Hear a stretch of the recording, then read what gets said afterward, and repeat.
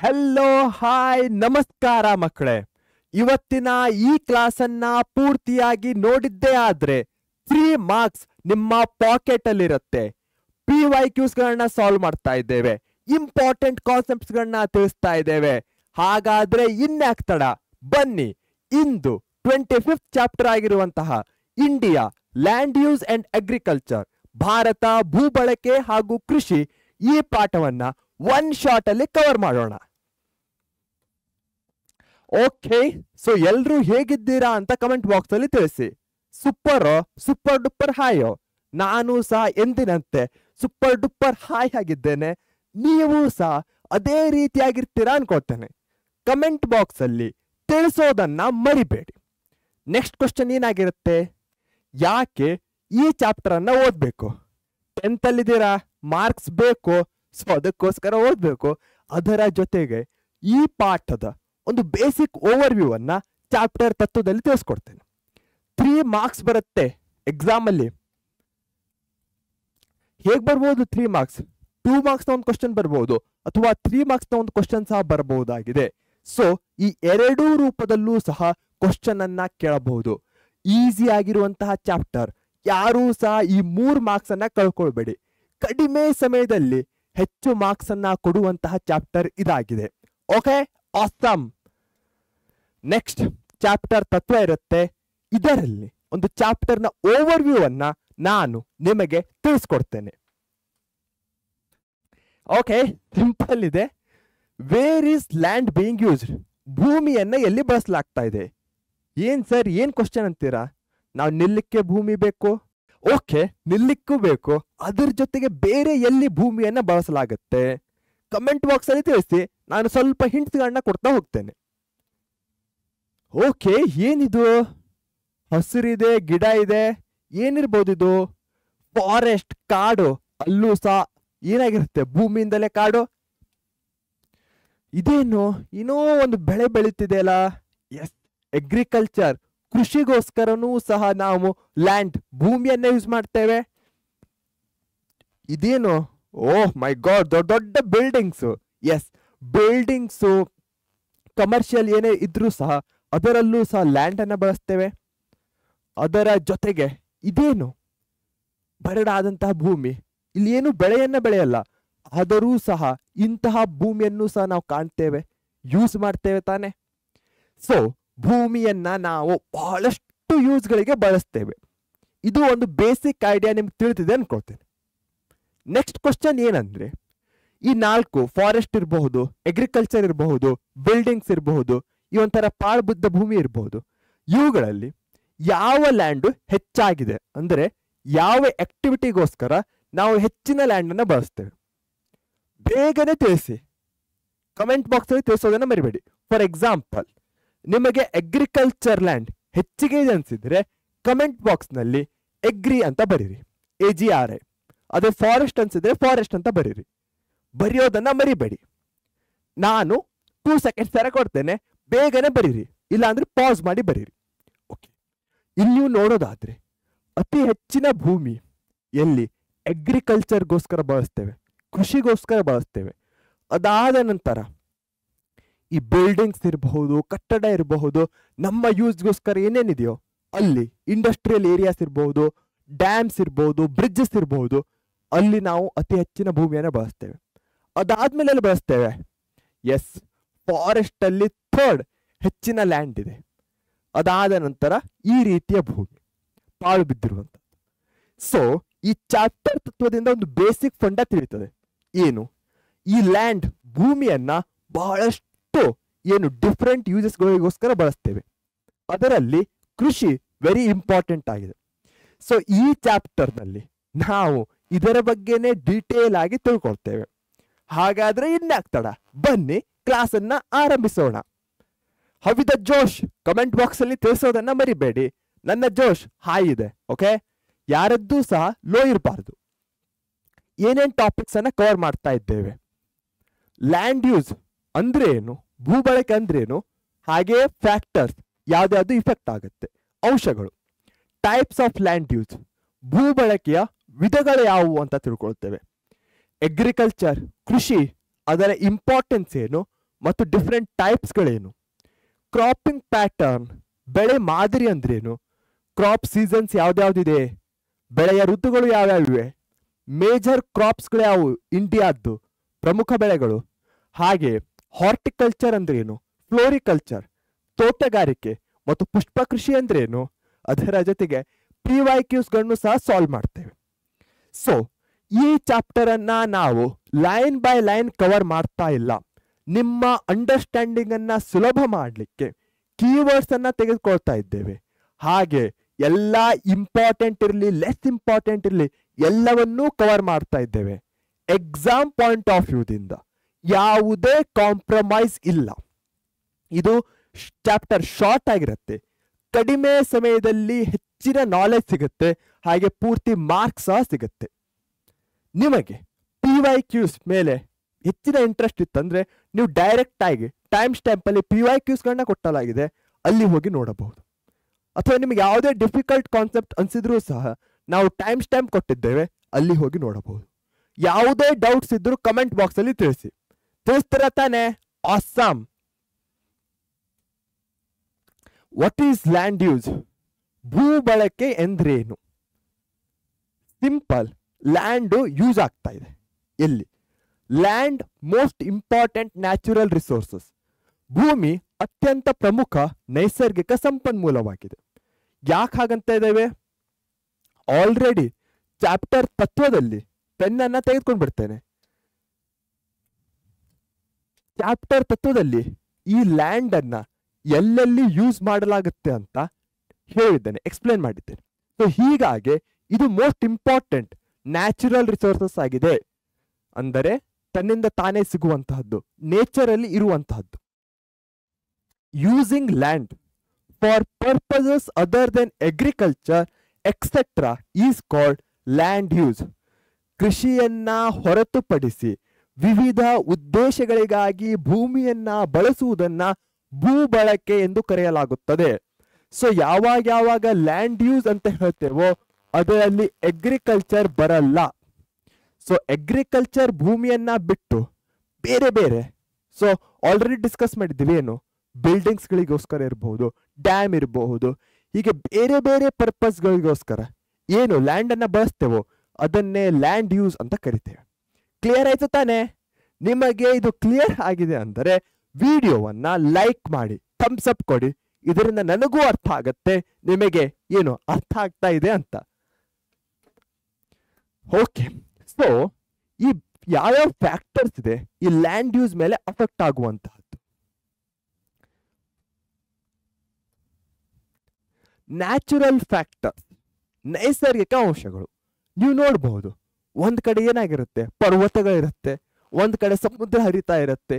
So ಹೀಗಾಗಿ ಈ land ಯಾವ ಫಾರ್ಮ್ ಅಲ್ಲಿದೆ ಅದೂ ಸಹ ಅದನ್ನ ಹೇಗೆ ಯೂಸ್ ಮಾಡಬೇಕು ಅನ್ನೋದ್ರಲ್ಲಿ ವೆರಿ ಇಂಪಾರ್ಟೆಂಟ್ ಫ್ಯಾಕ್ಟರ್ ಅನ್ನ ಪ್ಲೇ ಮಾಡುತ್ತೆ.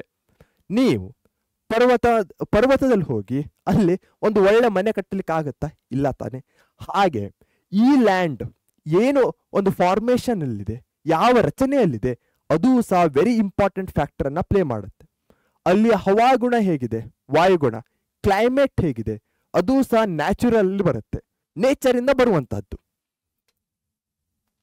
ಇಕನಾಮಿಕ್ ಫ್ಯಾಕ್ಟರ್ಸ್, ಆರ್ಥಿಕ ಅಂಶಗಳು, ಇದು ಸಹ ವೆರಿ ಇಂಪಾರ್ಟೆಂಟ್ ಆಗುತ್ತೆ.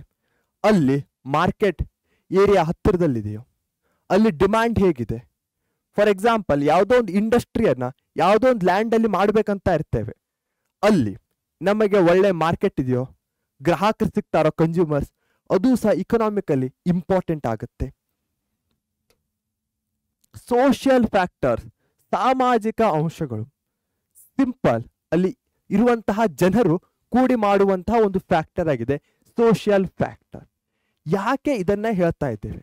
ಯಾಕಂದ್ರೆ ಯಾವುದೇ ಒಂದು ಭೂಮಿಯನ್ನ ಯೂಸ್ ಮಾಡಬೇಕಂದ್ರೆ ನಮಗೆ ಆ ಭೂಮಿ ಹೇಗಿದೆ ಅಂತ ಗೊತ್ತಬೇಕು. ಅದರ ಜೊತೆಗೆ ಆ ಭೂಮಿಯ ಸುತ್ತಮುತ್ತ ಇರುವಂತಹ ವಾತಾವರಣ, ಜನ ಹೇಗಿದ್ದಾರೆ, ಅದು ಸಹ ವೆರಿ ಇಂಪಾರ್ಟೆಂಟ್ ಆಗತ್ತೆ. ಕರೆಕ್ಟ್ ತಾನೆ? ಎಸ್. ಇನ್ನು ಅದರ್ ಫ್ಯಾಕ್ಟರ್ಸ್ ಅಲ್ಲಿ ನೋಡೋದಾದ್ರೆ ಟೆಕ್ನಾಲಜಿ ಇರಬಹುದು, ಆ ಪ್ರದೇಶದಲ್ಲಿ ಆ ಗೌರ್ಮೆಂಟ್ನ ಪಾಲಿಸೀಸ್ಗಳೇನಿವೆ ಅದು ಸಹ ಇಂಪಾರ್ಟೆಂಟ್ ಆಗತ್ತೆ. ಹೀಗಾಗಿ ಲ್ಯಾಂಡ್ ಯೂಸ್ ಅನ್ನೋದು ಏನೋ ಒಂದು ಎಲ್ಲೋ ಒಂದು ಇಂಡಸ್ಟ್ರಿ ಆಯ್ತಂದ್ರೆ ಅದು ಸುಮ್ಮನೆ ಆಗಲ್ಲ. ಇವೆಲ್ಲ ಫ್ಯಾಕ್ಟರ್ಸ್ಗಳಿಂದ ಆಗಿ ಆ ಲ್ಯಾಂಡ್ ಅನ್ನ ಇಂಡಸ್ಟ್ರಿ ಯೂಸ್ ಮಾಡ್ತಾರೆ. ಯಾವುದೋ ಒಂದು ಬಿಲ್ಡಿಂಗ್ ಇರಬಹುದು, ಅಗ್ರಿಕಲ್ಚರ್ಗೂ ಸಹ ಅದೇ ಆಗತ್ತೆ. ಸೊ ಹೀಗಾಗಿ ಲ್ಯಾಂಡ್ ಯೂಸ್ ಅನ್ನೋದು ಈ ಎಲ್ಲಾ ಫ್ಯಾಕ್ಟರ್ಸ್ಗಳ ಮೇಲೆ ಡಿಪೆಂಡೆಂಟ್ ಆಗಿದೆ. ಅರ್ಥ ಆಯ್ತು ತಾನೆ? Awesome blossom. ಇದನ್ನ ಮುಗಿಸಿದ್ದೇವೆ. ನೆಕ್ಸ್ಟ್ ಇರುವಂತಹದ್ದು types of land use. Already chapter ತತ್ವದಲ್ಲಿ ಒಂದು ಬೇಸಿಕ್ ಐಡಿಯಾನ ಕೊಟ್ಟಿದ್ದೇನೆ. ಟೈಪ್ಸ್ ಆಫ್ ಲ್ಯಾಂಡ್ ಯೂಸ್ ಎಲ್ಲೆಲ್ಲಿ? Net sown area. ಇವುಗಳ ಹೆಸರನ್ನ ಇಲ್ಲಿ ಹೇಳ್ತೇನೆ, ಮುಂದೆ ಬರುವಂತಹ ಸ್ಲೈಡ್ಗಳಲ್ಲಿ ಎಕ್ಸ್ಪ್ಲೇನ್ ಮಾಡ್ತೇನೆ. ಎಕ್ಸಾಂಪಲ್ ಕೇಳಬಹುದು 2 ಮಾರ್ಕ್ಸ್ಗೆ, write the different types of land use. ಅವಾಗ ನೀವು ಬರಿಬೇಕು ನೆಟ್ ಝೋನ್ ಏರಿಯಾ, ನಿವ್ವಳ ಬಿತ್ತನೆ ಪ್ರದೇಶ. ಸೊ ನೀವು ನೋಡ್ಬೋದು ಇಲ್ಲಿ ಏನಾಗ್ತಾ ಇದೆ, ಅಗ್ರಿಕಲ್ಚರ್ ಆಗ್ತಾ ಇದೆ. ಫಾರೆಸ್ಟ್ ಏರಿಯಾ, ಅರಣ್ಯ ಪ್ರದೇಶ, ಎಲ್ಲವೂ ಸೆಲ್ಫ್ ಎಕ್ಸ್ಪ್ಲನೇಟರಿ, ಹೆಸರಲ್ಲೇ ಇದೆ. ಮೂರನೇದು ಅನ್ಕಲ್ಟಿವೇಟೆಡ್ ಲ್ಯಾಂಡ್, ಸಾಗುವಳಿ ಮಾಡದ ಒಂಥರ ಬರಡಾಗಿರುವಂತಹ ಭೂಮಿ ಅಂತ ಕರಿಬಹುದು. ಅಲ್ಲಿ ಅಗ್ರಿಕಲ್ಚರ್ ಮಾಡ್ತಾ ಇಲ್ಲ. ಫ್ಯಾಲೋ ಲ್ಯಾಂಡ್, ಬೀಳು ಭೂಮಿ ಅಂತ ಕರೀತೇವೆ. ಗ್ರಾಸ್ ಲ್ಯಾಂಡ್, ಹುಲ್ಲುಗಾವಲು, ಇದರಲ್ಲೇ ಇದೆ ಗ್ರಾಸ್. ಅದರ್ ದೆನ್ ಕಲ್ಟಿವೇಶನ್, ಕೃಷಿಯನ್ನ ಹೊರತುಪಡಿಸಿ ಬಿಲ್ಡಿಂಗ್ ಇರಬಹುದು, ಬೇರೆ ಬೇರೆ ಕಾಂಪ್ಲೆಕ್ಸಸ್ ಇರಬಹುದು, ಇಂಡಸ್ಟ್ರೀಸ್ ಇರಬಹುದು, ಇವೆಲ್ಲವೂ ಅದರ್ ದೆನ್ ಕಲ್ಟಿವೇಶನ್ ಅಲ್ಲಿ ಬರುತ್ತೆ. ಸಿಂಪಲ್. ಫಾರೆಸ್ಟ್ ಅಂತೂ ನೆನಪಲ್ಲಿರುತ್ತೆ. ನೆಟ್ ಝೋನ್ ಏರಿಯಾ ಅಂದ್ರೇನು? Cultivation.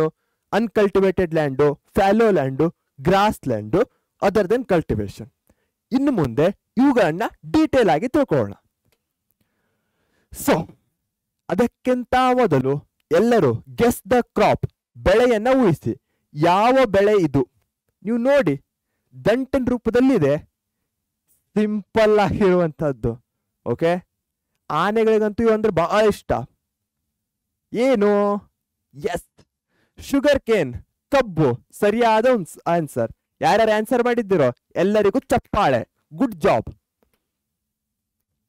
So net sown area the most important. ಎಲ್ಲಾ ಲ್ಯಾಂಡ್ ಯೂಸಸ್ಗಳಲ್ಲೂ ಇದು ವೆರಿ ಇಂಪಾರ್ಟೆಂಟ್. ಯಾಕಂದ್ರೆ ಇದರಿಂದ ನಮಗೆ ಆಹಾರ ಬರುತ್ತೆ, ನಮ್ಮ ಬಟ್ಟೆ ಇರ್ಬೋದು, ಎಲ್ಲದರಲ್ಲೂ ಇದು ಒಂದು ದೊಡ್ಡ ಫ್ಯಾಕ್ಟರ್ ಆಗಿದೆ. Agriculture land. So a major portion of the land, ಭೂಮಿಯ ಬಹುಪಾಲು ಭಾಗ ಇದರಲ್ಲೇ ನಾವು ಏನ್ ಕಾಣಬಹುದಾಗಿದೆ. ಚಾಪ್ಟರ್ ತತ್ವದಲ್ಲೂ ಹೇಳಿದ್ದೆ, ನೆನಪಿದೆ ತಾನೆ? ಅತಿ ಹೆಚ್ಚಿನ ಲ್ಯಾಂಡ್ ಎಲ್ಲಿದೆ ಅಂತ? Agriculture. Yes. India ranks second in the world with respect to the extent of area under cultivation after the USA. USA ನಂತರ ಭಾರತವು ಸಾಗುವಳಿ ಪ್ರದೇಶದ ವಿಸ್ತೀರ್ಣದಲ್ಲಿ ವಿಶ್ವದಲ್ಲಿ 2ನೇ ಸ್ಥಾನದಲ್ಲಿದೆ. ಸೊ ಇಲ್ಲಿ ಕಲ್ಟಿವೇಶನ್ ಅನ್ನೋದು ವೆರಿ ಇಂಪಾರ್ಟೆಂಟ್ ಆಗುತ್ತೆ. ನೆಟ್ ಝೋನ್ ಏರಿಯಾ ಅಂದರೆ ಆ ಒಂದು ಕಲ್ಟಿವೇಶನ್ಗೆ ಎಷ್ಟು ಲ್ಯಾಂಡ್ ಇದೆ ಅದೇ ಇದಾಗತ್ತೆ. ಕೂಲ್. ಸೊ ಕೀವರ್ಡ್ಸ್ ಏನಾಗುತ್ತೆ? ಕಲ್ಟಿವೇಶನ್, ಅಗ್ರಿಕಲ್ಚರ್ ಲ್ಯಾಂಡ್, ಇವೇ ಕೀವರ್ಡ್ಸ್ ಆಗುತ್ತೆ. ಇಂಡಿಯಾ ಎಷ್ಟನೇ ರ್ಯಾಂಕ್ ಅಲ್ಲಿದೆ? ಸೆಕೆಂಡ್. ಫಸ್ಟ್ ಯಾವ್ದಿದೆ? USA. ಹಾಗಾದ್ರೆ ದ ಟೋಟಲ್ ಕಲ್ಟಿವೇಶನ್ ಏರಿಯಾ ಇನ್ ಪಂಜಾಬ್ ಎಲ್ಲಿ ಬರುತ್ತೆ? ಸೊ ಕೆಂಪಿಂಗ್ ಕನ್ನ ತಗೊಳ್ತೇನೆ. ಪಂಜಾಬ್, ಈ ಪ್ರಾಂತ್ಯದಲ್ಲಿ ಪಂಜಾಬ್ ಇರಬಹುದು, ಹರಿಯಾಣ ಸಹ ಇಲ್ಲೇ ಬರುತ್ತೆ, ಈ ವೆಸ್ಟ್ ಬೆಂಗಾಲ್ ಇರಬಹುದು, ಹಾಗೆ ಉತ್ತರ ಪ್ರದೇಶ್ ಇರಬಹುದು, ಮತ್ತೆ ಬಿಹಾರ್ ಇರಬಹುದು. ಸೊ ಈ ಎಲ್ಲ ಪ್ರದೇಶಗಳಲ್ಲೂ ಏನಿದೆ, ಮೋರ್ ದೆನ್ 60%. ಸೊ 60%ಗಿಂತ ಹೆಚ್ಚಿನ ಲ್ಯಾಂಡ್ ಏನಿದೆ, ಒಂಥರ ನೆಟ್ ಝೋನ್ ಏರಿಯಾ ಅಂದರೆ ಕಲ್ಟಿವೇಶನ್ ಲ್ಯಾಂಡ್. ಅಲ್ಲಿ ಉಳುಮೆ ಮಾಡಬಹುದಾಗಿದೆ, ಸಾಗುವಳಿ ಮಾಡಬಹುದಾಗಿದೆ, ಬೇಸಾಯ ಮಾಡಬಹುದಾಗಿದೆ, ಕೃಷಿ ಮಾಡಬಹುದಾಗಿದೆ. ತಿಳಿತು ತಾನೆ?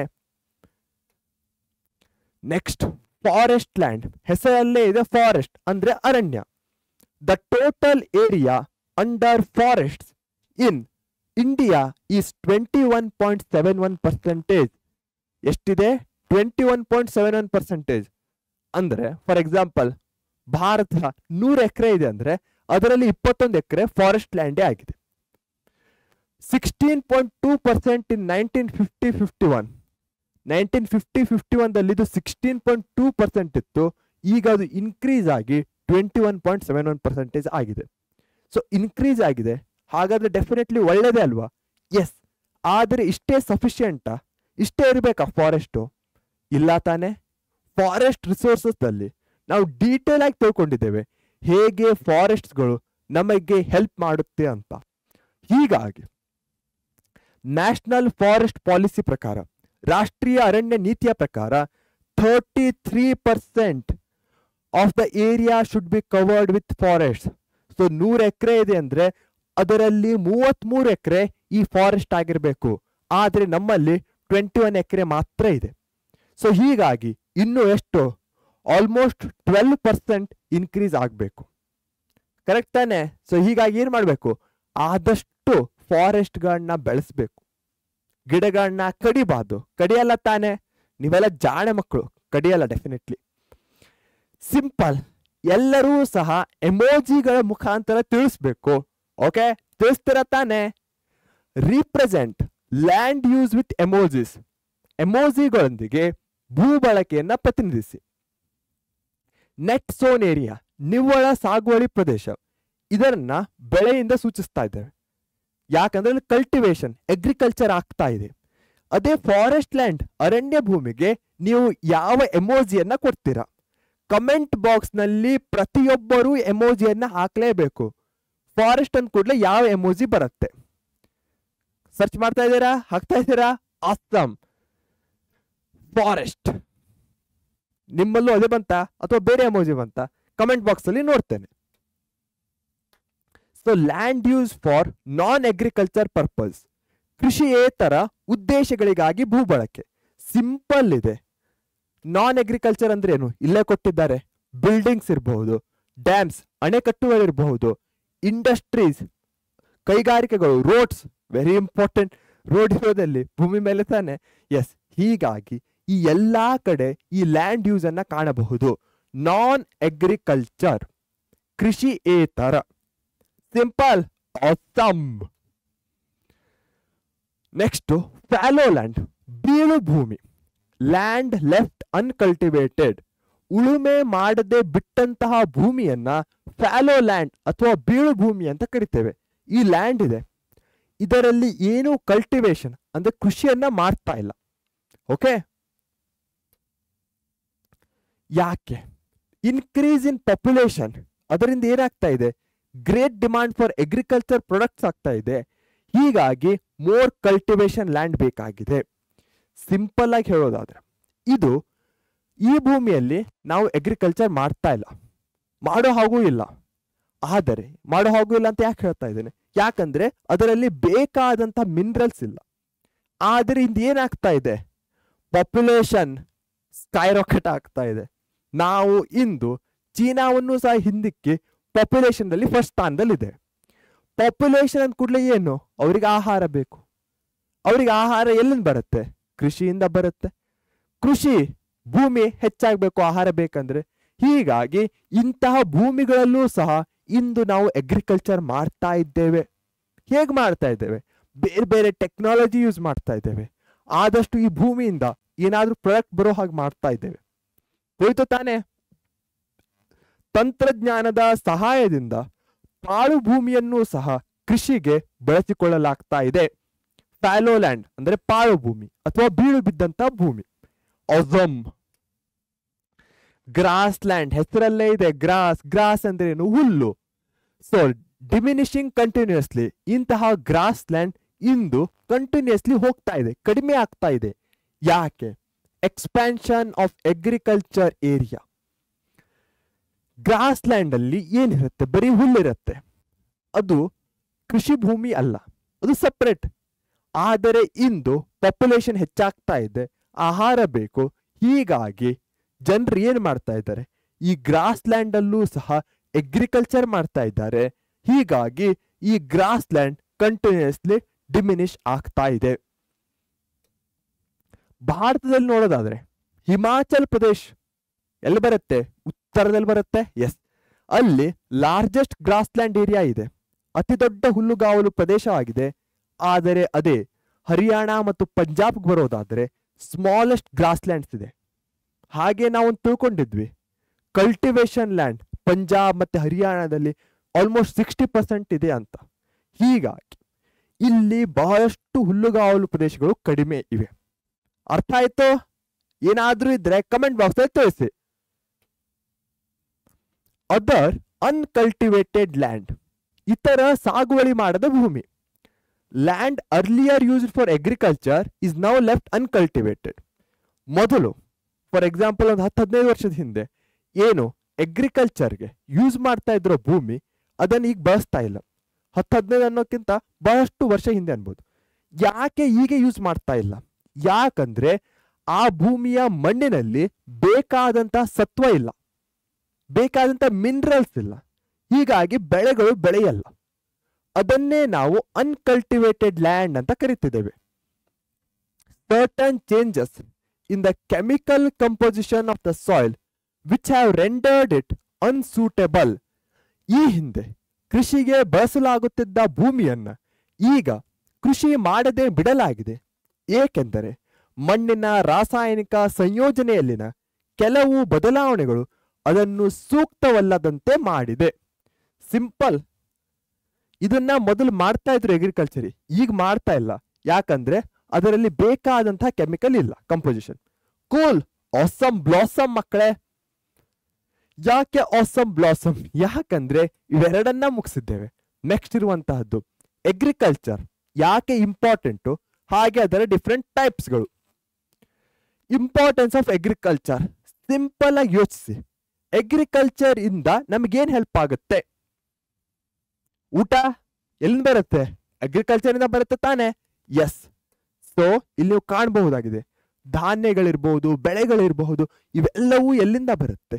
ಅಗ್ರಿಕಲ್ಚರ್ ಇಂದ ಬರುತ್ತೆ. Supplies food grains for the huge population, ಬೃಹತ್ ಜನಸಂಖ್ಯೆಗೆ ಆಹಾರ ಧಾನ್ಯಗಳನ್ನ ಪೂರೈಸುತ್ತದೆ. ಇವೇನು ಹಾರ್ಟ್ ತೋರಿಸ್ತಾ ಇದೆ, ಲೈಫ್ ಲೈನ್, ಇದೇನು ಕೆಲಸ ತೋರಿಸ್ತಾ ಇದೆ. ಎಸ್, ಇಂದಿಗೂ ಭಾರತದ ಬಹುಪಾಲು ಜನರ ಲೈಫ್ ಸಬ್ಸಿಸ್ಟೆನ್ಸ್ ಆಕ್ಯುಪೇಷನ್ ಏನಾಗಿದೆ? ಅಗ್ರಿಕಲ್ಚರ್ ಆಗಿದೆ. ಅಂದರೆ ಜೀವನಾಧಾರ ಉದ್ಯೋಗ. ಇದರ ಮೇಲೆನೆ ನಮ್ಮ ಲೈಫ್ ಡಿಪೆಂಡೆಂಟ್ ಆಗಿರುವಂತಹ ಜನರು ಬಹಳಷ್ಟಿದ್ದಾರೆ. More employment opportunities then all other sectors of the economy. Simple ಇದೆ. ಆರ್ಥಿಕತೆಯ ಇತರ ಎಲ್ಲ ವಲಯಗಳಿಗಿಂತ ಹೆಚ್ಚಿನ ಉದ್ಯೋಗ ಅವಕಾಶಗಳನ್ನ ಇದು ಒದಗಿಸುತ್ತದೆ. ಅದರ ಜೊತೆಗೆ ಇಂಡಸ್ಟ್ರೀಸ್ಗೆ ಬೇಕಾದಂತಹ ರಾ ಮೆಟೀರಿಯಲ್ಸ್, ಕಚ್ಚಾ ವಸ್ತುಗಳನ್ನ ಇದು ಪೂರೈಸುತ್ತದೆ. ಸಿಂಪಲ್, ಕಾಟನ್ ಬಟ್ಟೆ ಇದೆ, ಆ ಕಾಟನ್ ಎಲ್ಲಿಂದ ಬರುತ್ತೆ? ಹತ್ತಿ, ಅಗ್ರಿಕಲ್ಚರ್ ಇಂದ ಬರುತ್ತೆ. ಸೊ ಅಂತಹ ರಾ ಮೆಟೀರಿಯಲ್ಸ್ಗಳನ್ನ ಪ್ರೊವೈಡ್ ಮಾಡುತ್ತೆ. ಪ್ರೈಮರಿ. ಸೊ ಅಗ್ರಿಕಲ್ಚರ್ ಏನು? ಪ್ರೈಮರಿ ಆಗಿದೆ. ನರ್ಚರ್ಸ್ ಮೆನಿ ಇಂಡಸ್ಟ್ರೀಸ್, ಆಲ್ರೆಡಿ ಹೇಳಿರೋ ಹಾಗೆ. ಕೆಮಿಕಲ್ ಫರ್ಟಿಲೈಸರ್ಸ್ ಇರಬಹುದು, ಪೆಸ್ಟಿಸೈಡ್ಸ್ ಇರಬಹುದು, ಇನ್ಸೆಕ್ಟಿಸೈಡ್ಸ್ ಇರಬಹುದು, ಇಂಡಸ್ಟ್ರೀಸ್, ಮ್ಯಾನುಫ್ಯಾಕ್ಚರಿಂಗ್, ಫಾರ್ಮಿಂಗ್ ಇಕ್ವಿಪ್ಮೆಂಟ್, ಈ ಎಲ್ಲ ಇಂಡಸ್ಟ್ರೀಸ್ಗಳು ಇಂದು ನಡೀತಾ ಇವೆ. ಯಾಕೆ ನಡೀತಾ ಇವೆ? ಇವೆಲ್ಲವೂ ಅಗ್ರಿಕಲ್ಚರ್ಗೆ ಹೆಲ್ಪ್ ಮಾಡ್ತಾ ಇವೆ ಪ್ರೊಡಕ್ಷನ್ ಅನ್ನ ಹೆಚ್ಚಿಗೆ ಮಾಡಲಿಕ್ಕೆ. ಹೀಗಾಗಿ ಈ ಎಲ್ಲ ಇಂಡಸ್ಟ್ರೀಸ್ಗಳನ್ನ ಸೆಕೆಂಡರಿ ಇಂಡಸ್ಟ್ರೀಸ್ಗಳು ಅಂತ ಕರಿತೇವೆ. ಯಾಕಂದ್ರೆ ಇದರ ಮೇಲೆ ಡಿಪೆಂಡೆಂಟ್ ಆಗಿದೆ. ಅನೇಕ ಕೈಗಾರಿಕೆಗಳನ್ನ ಪೋಷಿಸುತ್ತದೆ. ರಾಸಾಯನಿಕ ಗೊಬ್ಬರಗಳು, ಕೀಟನಾಶಕಗಳು, ಕ್ರಿಮಿನಾಶಕಗಳು, ಕೃಷಿ ಉಪಕರಣಗಳನ್ನ ತಯಾರಿಸುವ ಕೈಗಾರಿಕೆಗಳು ಇತ್ಯಾದಿ. ಅಷ್ಟೇನಾ? ಇಲ್ಲ. Supports many tertiary occupations like transport, trade, banking etcetera. ಸಾರಿಗೆ, ವ್ಯಾಪಾರ, ಬ್ಯಾಂಕಿಂಗ್ ಮುಂತಾದ ಅನೇಕ ತೃತೀಯ ವೃತ್ತಿಗಳನ್ನು ಬೆಂಬಲಿಸುತ್ತದೆ. ಟ್ರಾನ್ಸ್ಪೋರ್ಟ್, ಏನಾದ್ರೂ ಬೆಳೆದಿರೋದನ್ನ ಒಂದು ಜಾಗದಿಂದ ಇನ್ನೊಂದು ಕಡೆಗೆ ಟ್ರಾನ್ಸ್ಪೋರ್ಟ್ ಮಾಡೋದಿರ್ಬೋದು. ಅದರ ಜೊತೆಗೆ ಬ್ಯಾಂಕಿಂಗ್, ಇಲ್ಲಿ ಏನಾಗುತ್ತೆ? ಇಕಾನಮಿಗೆ ಹೆಲ್ಪ್ಫುಲ್ ಆಗುತ್ತೆ. ಬಹಳಷ್ಟು ಜನರು ಬ್ಯಾಂಕಿಂಗ್ ಅಲ್ಲಿ ಹಣವನ್ನ ಹಾಕ್ತಾರೆ. ಈ ಎಲ್ಲಾ ಮಾಧ್ಯಮಗಳು ಇವುಗಳನ್ನ ಟರ್ಷರಿ ಅಂತ ಕರಿತೇವೆ. ಸೊ ಪ್ರೈಮರಿ ಅಗ್ರಿಕಲ್ಚರ್, ಇದು ಇಂಡಸ್ಟ್ರೀಸ್, ಇಲ್ಲಿ ಟ್ರಾನ್ಸ್ಪೋರ್ಟೇಷನ್, ಬ್ಯಾಂಕಿಂಗ್ ಇವೆಲ್ಲ ಬರುತ್ತೆ. ಅದನ್ನ ಟರ್ಷರಿ ಅಂತ ಕರಿತೇವೆ. ಈ ರೀತಿಯಾಗಿ ಈ ಒಂದು ಉದ್ಯೋಗ ಇವೆಲ್ಲವನ್ನು ಡ್ರೈವ್ ಮಾಡ್ತಾ ಇದೆ. ಇದರಿಂದಲೇ ತಿಳ್ಕೊಳ್ಬಹುದು ಎಷ್ಟೊಂದು ಇಂಪಾರ್ಟೆಂಟ್ ಅಗ್ರಿಕಲ್ಚರ್ ಅಂದು. ಹಾಗಾದರೆ ಈ ಅಗ್ರಿಕಲ್ಚರ್ನಲ್ಲಿ ಯಾವ ಯಾವ ವಿಧಗಳಿವೆ? ಟೈಪ್ಸ್ ಆಫ್ ಫಾರ್ಮಿಂಗ್, ಕೃಷಿಯ ವಿಧಗಳು. ಇದರಲ್ಲಿ ಮುಖ್ಯವಾಗಿ 3, 2, 5 5 ಟೈಪ್ಸ್ ಇದೆ. ಒಂದನೇದು ಇಂಟೆನ್ಸಿವ್ ಸಾಂದ್ರ. ಇವುಗಳ ಬಗ್ಗೆ ಡೀಟೇಲ್ ಆಗಿ ಮುಂದಿನ ಸ್ಲೈಡ್ಸ್ಗಳಲ್ಲಿ ತಿಳ್ಕೊಳ್ತೇವೆ. ಸಬ್ಸಿಸ್ಟೆನ್ಸ್ ಜೀವನಾಧಾರ, ಕಮರ್ಷಿಯಲ್ ವಾಣಿಜ್ಯ, ಮಿಕ್ಸ್ಡ್ ಮಿಶ್ರ, ಪ್ಲಾಂಟೇಶನ್ ತೋಟ. ಅದೇ ಸಬ್ಸಿಸ್ಟೆನ್ಸ್ ಅಲ್ಲಿ ಸೆಡೆಂಟರಿ ಹಾಗೂ ಶಿಫ್ಟಿಂಗ್ ಸ್ಥಿರ ಮತ್ತು ಸ್ಥಳಾಂತರ ಅಂತ 2 ಟೈಪ್ಸ್ ಇವೆ. ಮೊದಲಿಗೆ ಇಂಟೆನ್ಸಿವ್. ಇಂಟೆನ್ಸಿವ್ ಫಾರ್ಮಿಂಗ್ ಸಾಂದ್ರ ಬೇಸಾಯ. Growing 2 to 3 crops on the same plot in a year. So ಇಂದು ಏನು ಅಗ್ರಿಕಲ್ಚರ್ ಮಾಡ್ತಾ ಇದ್ದೇವಲ್ಲ ಅದನ್ನ ಮುಖ್ಯವಾಗಿ ಇಂಟೆನ್ಸಿವ್ ಫಾರ್ಮಿಂಗ್ ಅಂತ ಕರಿತೇವೆ. ಇಂಟೆನ್ಸಿವ್ ಇಂಟೆನ್ಸ್ ಇದೆ. ಯಾಕೆ ಇಂಟೆನ್ಸ್ ಇದೆ? 2 to 3 ಕ್ರಾಪ್ಸ್ ಅನ್ನ ಒಂದೇ ಭೂಮಿಯಲ್ಲಿ ಒಂದು ವರ್ಷದಲ್ಲಿ ಬೆಳೀತಾ ಇದ್ದಾರೆ. Fertile and huge population area. ಎಲ್ಲಿ ಆಗುತ್ತೆ? ಯಾವ ಭೂಮಿ ಫಲವತ್ತಾಗಿರುತ್ತೋ ಅಲ್ಲೇ. ಯಾಕಂದ್ರೆ 2 to 3 ಕ್ರಾಪ್ಸ್ ಅಂದ್ರೆ ಏನು? ಬಹಳಷ್ಟು ಭೂಮಿ ಫಲವತ್ತತೆಯನ್ನು ಹೊಂದಿರಬೇಕು, ಹಾಗೆ ಅಷ್ಟೇ ಡಿಮಾಂಡ್ ಸಹ ಇರಬೇಕು ಜನರದ್ದು. ಹೀಗಾಗಿ ಯಾವ ಯಾವ ಪಾಪ್ಯುಲೇಷನ್ ಏರಿಯಾಸ್ಗಳಲ್ಲಿ ಹ್ಯೂಜ್ ಆಗಿರುತ್ತೋ ಅಲ್ಲಿ ಈ ಇಂಟೆನ್ಸಿವ್ ಫಾರ್ಮಿಂಗ್ ಅನ್ನ ಕಾಣಬಹುದು. ಫಲವತ್ತಾದ ಮತ್ತು ಬೃಹತ್ ಜನಸಂಖ್ಯೆಯನ್ನ ಹೊಂದಿರುವ ಭೂಮಿ. ನೆಕ್ಸ್ಟ್ ಸಬ್ಸಿಸ್ಟೆನ್ಸ್ ಫಾರ್ಮಿಂಗ್ ಜೀವನಾಧಾರ, ಜೀವನಕ್ಕೆ ಆಧಾರವಾಗಿರುವಂತಹದ್ದು. ಸೊ ಜೀವನಕ್ಕೆ ಆಧಾರ ಅಂದ್ಕೂಡ್ಲೆ ಏನು? Growing crops for their own use. ಇವರು ಬೇರೆಯವರಿಗೆ ಮಾರಲಿಕ್ಕೆ ಏನನ್ನು ಬೆಳೀತಾ ಇಲ್ಲ, ತಮ್ಮ ಯೂಸ್ಗಳಿಗೋಸ್ಕರ ಬೆಳೀತಾ ಇದ್ದಾರೆ. ಫುಡ್ ಗ್ರೇನ್ಸ್ ಇರಬಹುದು, ಆಹಾರ ಧಾನ್ಯಗಳು, ಆಯಿಲ್ ಸೀಡ್ಸ್ ಎಣ್ಣೆ ಬೀಜಗಳಿರಬಹುದು, ತರಕಾರಿಗಳನ್ನ ಬೆಳೆಯೋದಿರಬಹುದು. ಇವೆಲ್ಲವನ್ನ ಇವರು ತಮ್ಮ ಯೂಸ್ಗಳಿಗೋಸ್ಕರ ಬೆಳೀತಾ ಇದ್ದಾರೆ. ಅದನ್ನೇ ಜೀವನಾಧಾರ ಸಬ್ಸಿಸ್ಟೆನ್ಸ್. ಸೊ ಕನ್ನಡದಲ್ಲಿ ಓದಿದ್ರೆ ನಿಮಗೆ ಈಸಿಯಾಗಿ ತಿಳ್ಕೊಳ್ಬಹುದು. ಇಂಗ್ಲಿಷ್ ಮೀಡಿಯಂ ಸ್ಟೂಡೆಂಟ್ಸ್ ಸಹ ಒಂದು ರಿಲೇಷನ್ ಅನ್ನು ನೆನಪಲ್ಲಿಟ್ಕೊಳ್ಳಿ. ಸೊ ಸಬ್ಸಿಸ್ಟೆನ್ಸ್ ಅಂದ್ಕೊಳ್ಳೆ ಜೀವನಾಧಾರ. ಇದರಲ್ಲಿ ಮುಖ್ಯವಾಗಿ 2 ಟೈಪ್ಸ್ ಇದೆ. ಒಂದು ಸೆಡೆಂಟರಿ ಸ್ಥಿರ, ಮತ್ತೊಂದು ಶಿಫ್ಟಿಂಗ್ ಸ್ಥಳಾಂತರ. ಮೊದಲನೇದು ಸ್ಥಿರ ಅಥವಾ ಸೆಡೆಂಟರಿ. ಹೆಸರಲ್ಲೇ ಇದೆ ಸ್ಥಿರ. ಸ್ಥಿರ ಅಂದ್ರೇನು? ಸೆಟಲ್ ಆಗೋದು.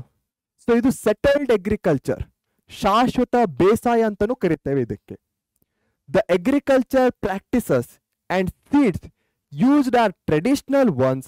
The produce is mainly used for domestic consumption and in small holdings. Simple. For example, ನಾನೇನಾದರೂ ಈ ಸೆಡೆಂಟರಿ ಫಾರ್ಮಿಂಗ್ ನ ಫಾರ್ಮರ್ ಆಗಿದ್ರೆ ಅಂದ್ರೆ ಏನ್ ಮಾಡ್ತಾ ಇದ್ದೆ? ಯಾವುದೋ ಒಂದು ಲ್ಯಾಂಡ್, ಅಗ್ರಿಕಲ್ಚರ್ ಲ್ಯಾಂಡ್ ಇರಬಹುದು, ಅದರಲ್ಲಿ ಅದರ ಪಕ್ಕದಲ್ಲೇ ಮನೆಯನ್ನ ಕಟ್ಕೊಳ್ತಾ ಇದ್ದೆ.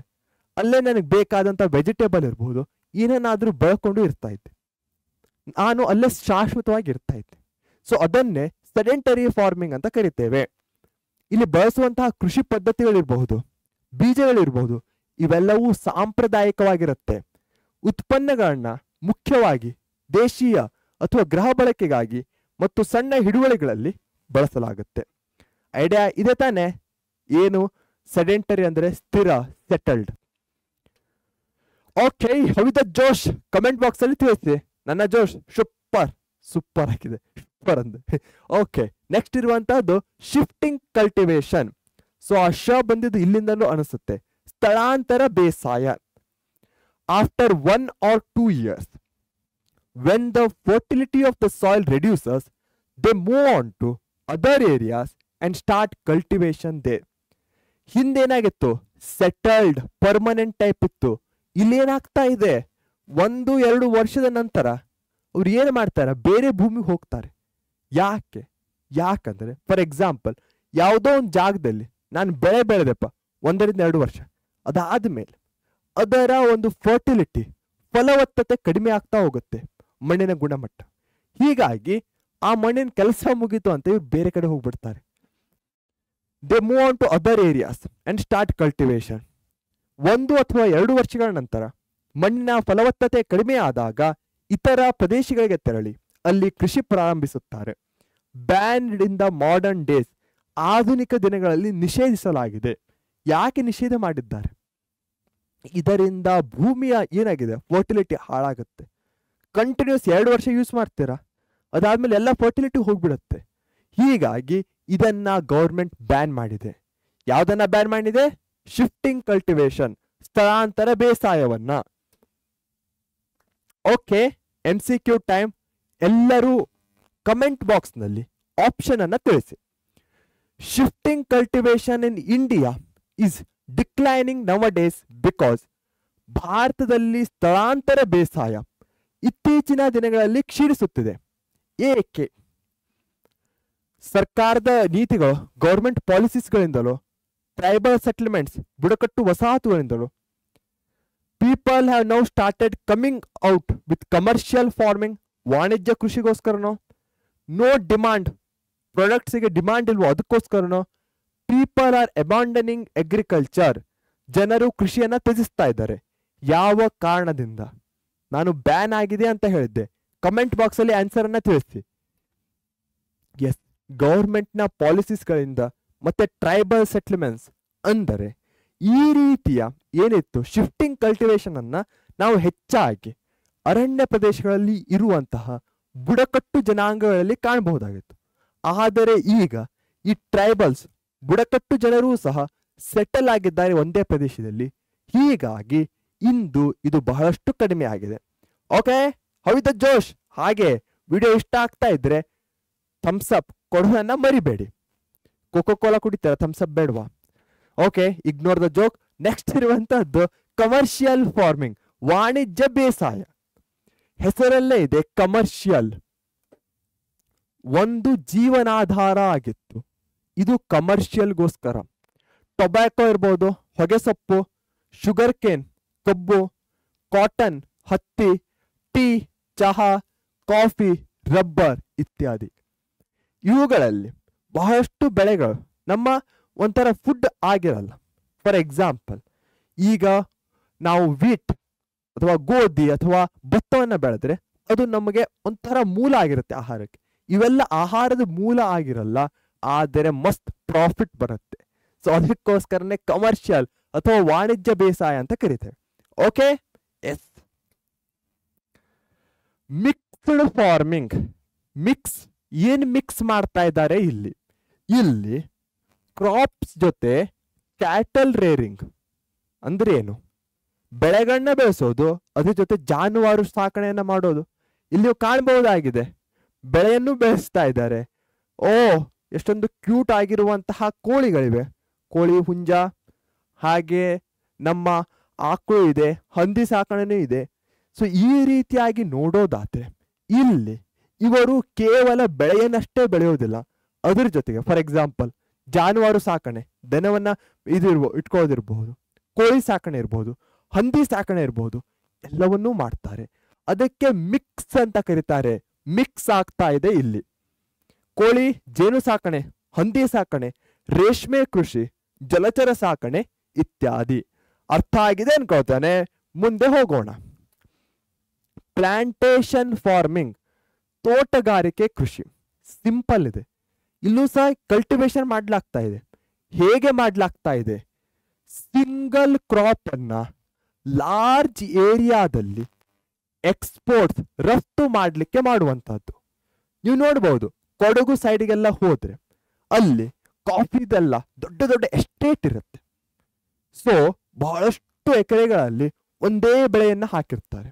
ಸೊ ಹೀಗಾಗಿ ಈ ರೀತಿಯಾಗಿ ದೊಡ್ಡ ಪ್ರದೇಶದಲ್ಲಿ ಒಂದೇ ಬೆಳೆಯನ್ನ ಬೆಳೆಯೋದು, ಅದು ಸಹ ರಫ್ತುಗೋಸ್ಕರ.